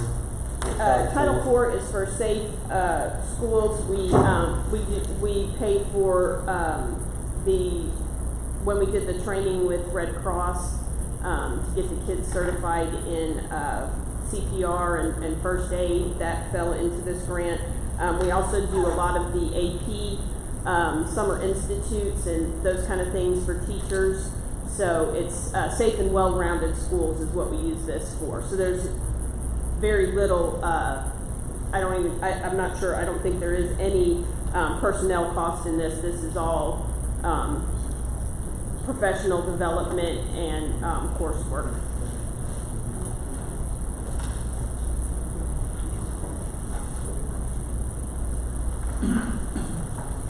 next budget is the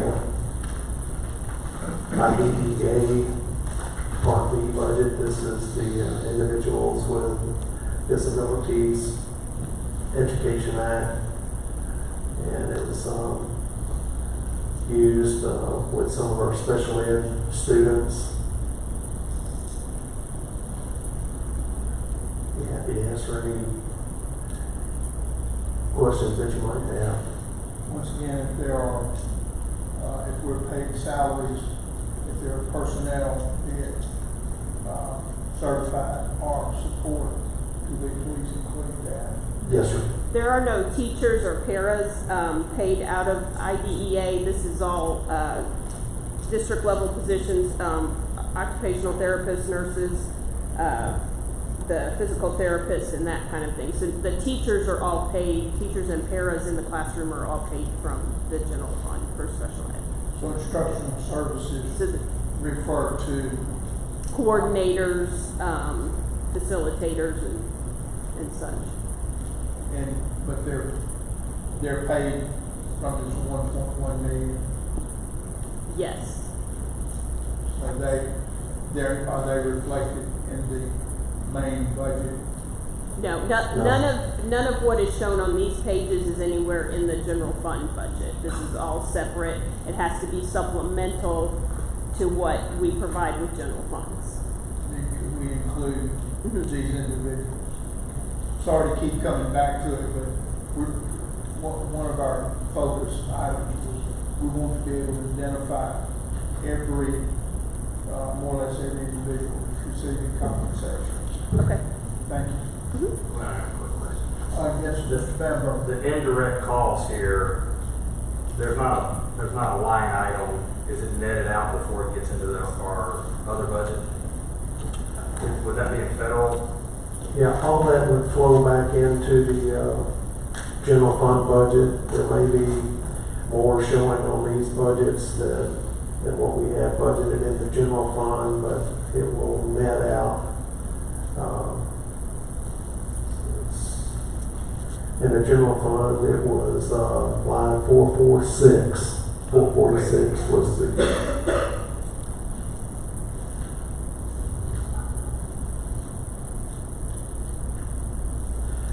And there are some overlaps. Some of these federal programs, they are allowed to go beyond June 30th. They are allowed to go to September 30th. So that may be some of the differential as well.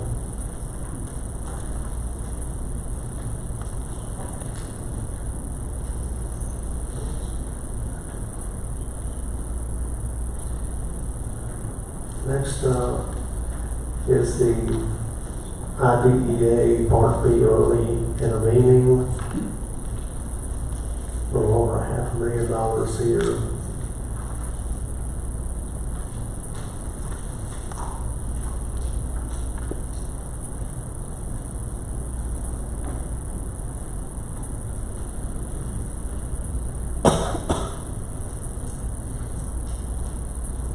Any specific questions?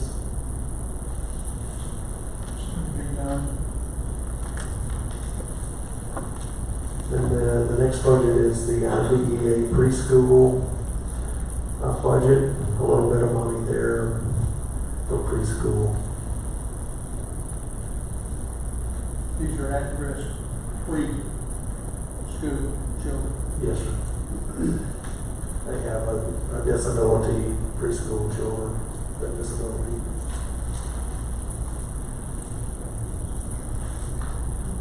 Any questions? The next budget is Department of Defense grant that we had received.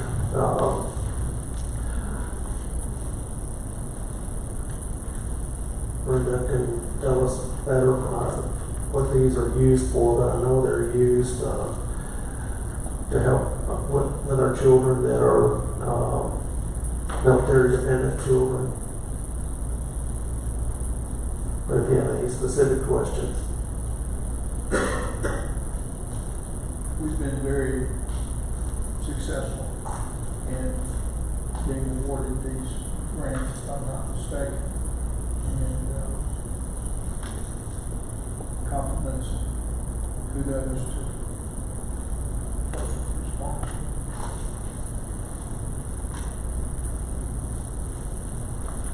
The next is another department, defense grant as well, Project SWORD.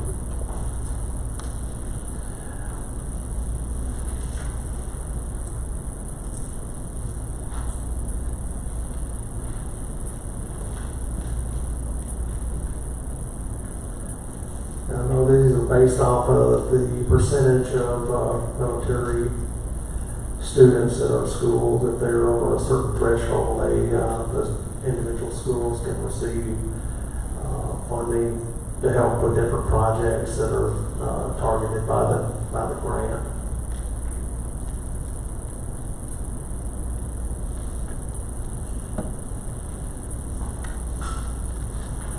This next one is also Project So Be It. It's also a DOD grant.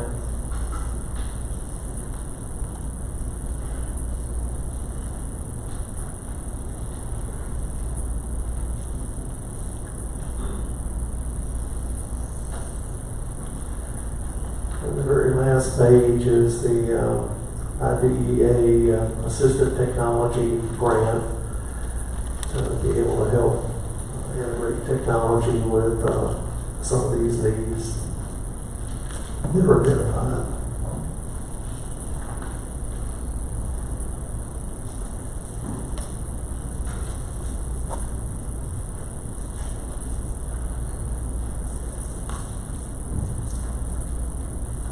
That's all I have, Mr. Board. Does anyone have any questions or comments? Anyone from the audience? I'd like to express our sincere appreciation to Mr. Rougeau. I tell you, we sort of beat him up the last couple of months because we've just inundated him with questions and requests for documentation. And he has risen to the requests and the demands without hesitation. And I want to thank him for taking the time to come here and provide this information. I think everyone would agree it has been a very useful learning experience. I know I've learned a lot. And, I'll tell people, oh, I know that budget. Well, no, I didn't know the budget. I learned a lot these last few days. So I believe Mr. Cheatham and then his brother, Mr. Cheatham. Yeah, I concur with Mr. Bullard just said. I do have one other thing that I would like for us to kind of talk about and discuss. I'm going to pick your brain on that, Frank, but I do want to tell you from the board and being board president, you were there for every one of those meetings we went to with the chamber and the casino general manager. I mean, you were there right by our sides with it, and they weren't fun meetings. And you were there with us. I just want to thank you for that. Thank you and your team for everything y'all do. You know, I truly believe this has been a very, going line by line through this budget has been great for some of the newer board members and some of the experienced board members. But I hope the community, and I looked a little bit ago, and there's 8 to 10 people watching it online, so I hope some people are watching it and they're understanding a little bit more about our budget and where the money goes, and that we aren't just wasting money, and we do have the tough conversations with our department heads and our leaders. So again, I won't, but I did want to take time to personally thank you for all your hard work over the last few months. It wasn't fun. It would have been real easy for you to say, you know what, I'm going to take this to the house, and you stood by our side, and we really appreciate that. That being said, I'm going to put you on a little other pressure here, I guess, and I know you and I and Mr. Downey and some others have discussed our pay schedule, and we've talked a little bit about the stipend, the $1,200 and $700 stipend. I've heard, and Mr. Bullard said there's been some social media stuff here and there, but what I would like to kind of put out here for the board, and we revisit this at our next meeting, which is on our finance committee meeting on the 18th. But I know we don't ever talk about we don't like to vote on something the same night that that we first talked about it. So I do want to bring it up tonight. What I would like to try to see us do, we've got the state has put out the $1,000 and the $500 raise. We've in the last 2 years done the $1,200 and the $700 stipend. And so if you added the two of those together, you're looking at $2,200 and $1,200, and just I guess to add, and then the board, if the board was to put another $300 with that for our certified personnel and $50 for our other employees, I'd like to see us do a $2,500 and a $1,250 permanent raise. So we've been given the stipend for 2 years, where it's a stipend, and they might get it, they might not. And I think with the state, along with our stipend, and us being able to add a little bit more in there, if we could do a permanent salary schedule raise of $2,500 and $1,250, that's something I'd like for us to think about. It would do away with the talk every year. I wonder if we're going to get a stipend. I wonder if we're not. Are they going to remove the stipend? And I guess what I wanted to ask you, Frank, is financially the stipend or the supplement of $1,200 and $700. Do you feel comfortable that we could add that permanently to the salary schedule going forward? Well, I think we need to talk about some of the numbers. I've looked at this to do what you referred to, and basically the board would be making permanent the $1,500 and $750 for support. And that's over and above what the state's going to do. So to do that would cost $4.7 million. So that includes the retirement and Medicare costs that the board would have to pay, but 4.7. Now, Mr. Bullard had mentioned earlier that the state did pass an additional MFP increase percentage of 1.375%. To us, that means basically another $2.2 million. So if the board chose to put that entire $2.2 million towards the $1,500 and $750 permanent raise, that would leave a balance of $2.5 million that we would need to be able to absorb into the general fund budget. So that's what I'm working on. I'll put those numbers in the budget for our meeting next Thursday. But if that's the direction that the board wants to move in, then we can have that in the budget for next week. But you will adjust your proposed 2019 fiscal budget. Yes, sir. That's what we do. So there will need to be some modifications. Yes, sir. Within the existing budget. Yes, sir. To cover that. 2.5 million. Yes, sir. Mr. Bullard, I just, obviously we went to the taxpayers and we asked them for, about $22 million for this raise. And, unless we get some sort of help from our community on a sales tax, a property or tax or something in the future, everything that I've seen, we've gone through this budget, I've found 5 things from our current budget that I could see that us look into. One of them was driver's ed. That's basically a wash. It's not going to save us a lot of money, but it might take away some risk. A few other positions that we talked about that we might could do something. looking at our insurance carrier. But all that said, there's nowhere we can go out and give a substantial raise to our employees. And we've said this and we've said this, but now we've seen it, and I think everybody's seen it in the budget. But I do believe that we do owe it to our employees to make this stipend permanent and to add, you know, again, it's basically all that we can do per se. And again, we've got to come up with $2.2 million to be able to do it.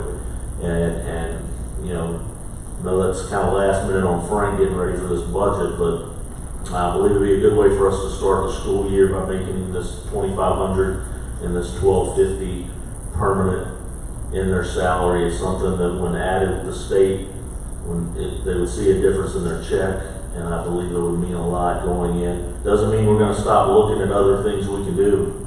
Doesn't mean we're going to stop trying to find ways to save some money, but and partner with our community and see what we can come up with to do even more. But I believe it is something that we can look into doing now that will help with us kickstart the start of the year and moving forward into 2019 and 2020. And this may be very doable. Again, the question was asked earlier, we don't know what the property valuations are.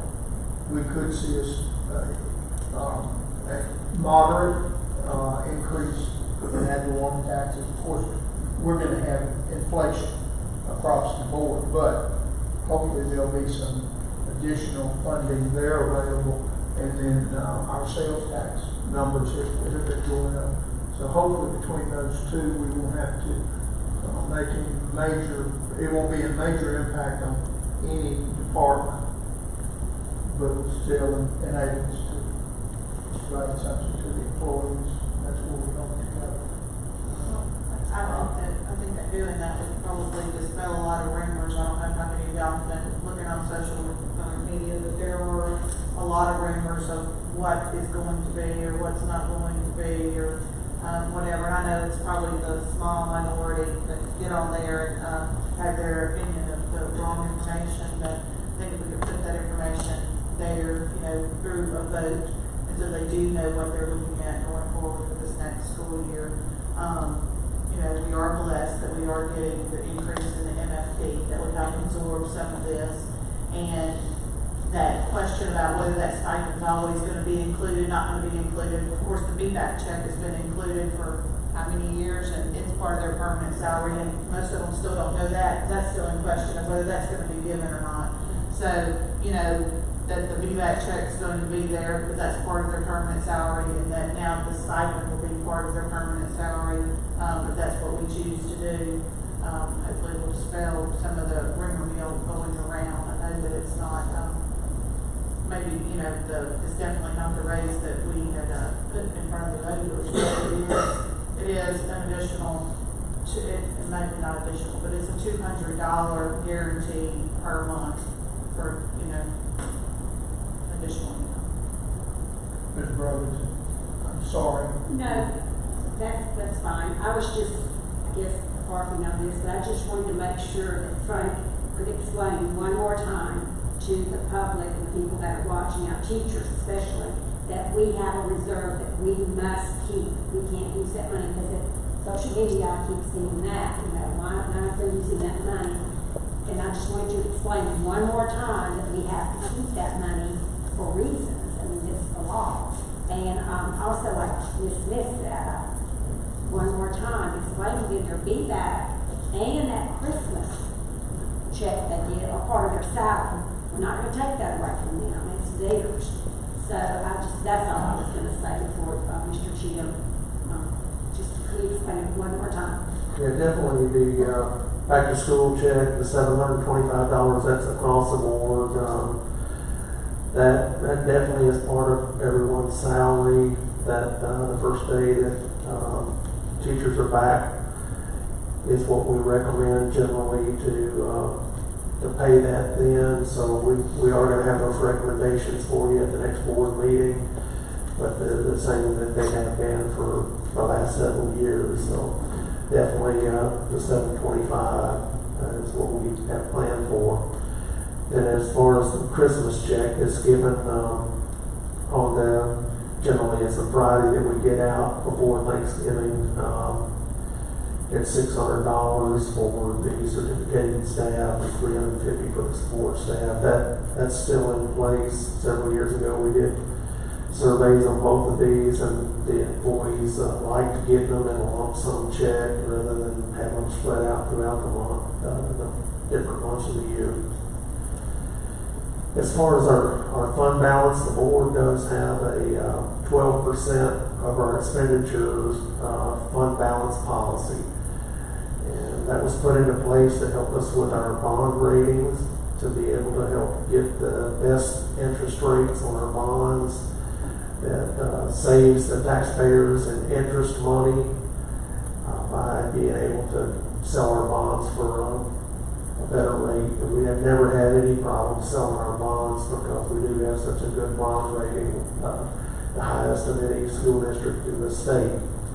So that's the reason we have to keep that reserve, is to, the parish is not going to stop growing. We're going to continue to have building needs, and we need to be able to protect that, because every time the board goes out to sell bonds, the Standard & Poor's will look at our finances with a fine-tooth comb, and if we are going backwards and not building our fund balance, they'll it could negatively impact our bond rating, which would make interest rates go higher and cost more.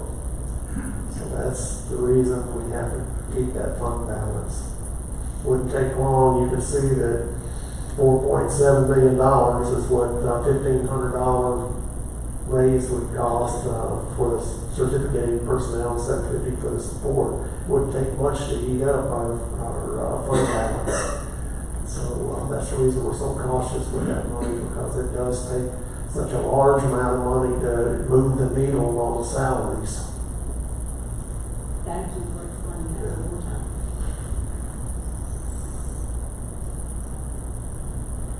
Yes, ma'am. I understand that the insurance will not go up this year. Mr. Rizzo, would you like to respond to that, please? With the information that we have now, that it should not have to have an increase for this year. Most of my drivers come up with, they think every time they get a raise, the insurance goes up. So I'd like to be able to tell them it won't right now. Please share with them, premiums are a reflection of experience Right. with the self-insured fund. Right. If we can break even, we're fine. But if claims exceed premiums, we have no choice. We must maintain the fiscal viability of that fund and must protect it at all times. So we've acted accordingly. There were a few years when, for whatever reason, there were no modifications made, and we almost dug ourselves a hole and had to make some dramatic changes to get it back on a viable footing.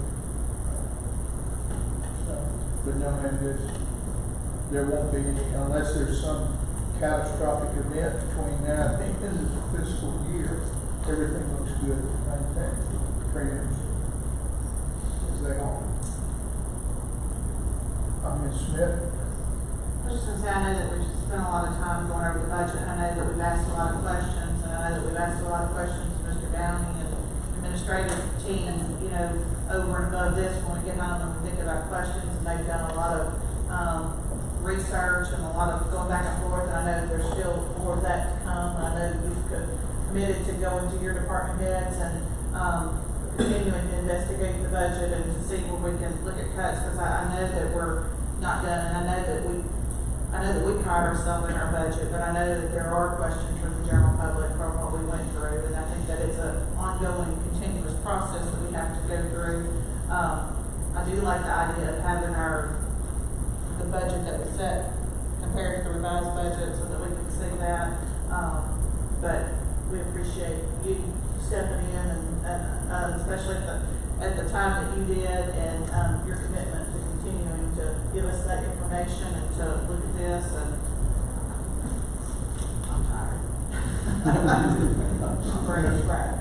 Mr. Downing, I believe you did indicate that you would be meeting with your department heads, and your request to them would be that they find areas that could possibly be trimmed to see, because based on this review, we can't see all of the minute details. They are the ones that have that knowledge, and we believe they're all professional people, and they will give us a valid report back on their status.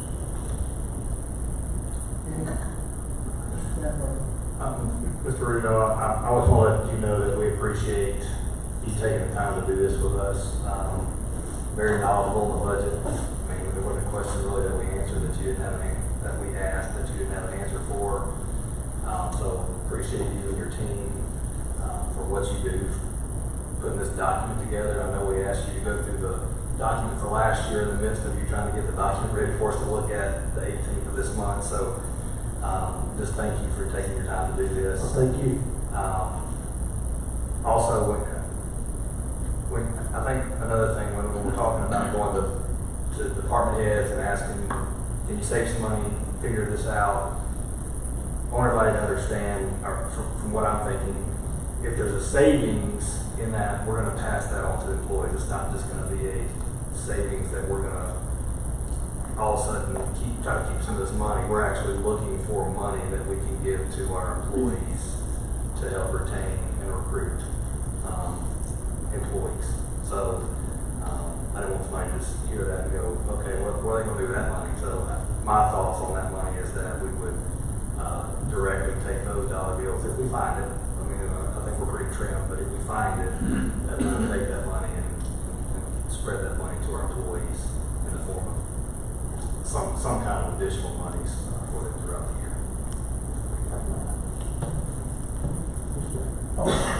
Mr. Wiggins. I think your comment about the going to the department heads, I think is a great idea. However, Mr. Diamond, he is diligent in all that he does.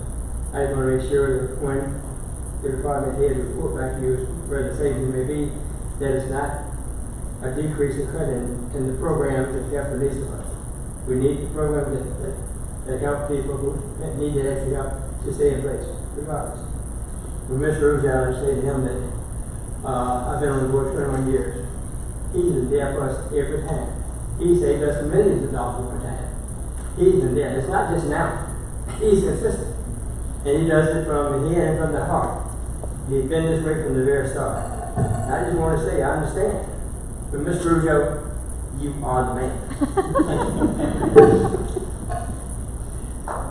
Are there any comments or questions from the audience before we adjourn? Thank you all for being here. I hope you were all here voluntarily. This will be the business before the financial committee stand.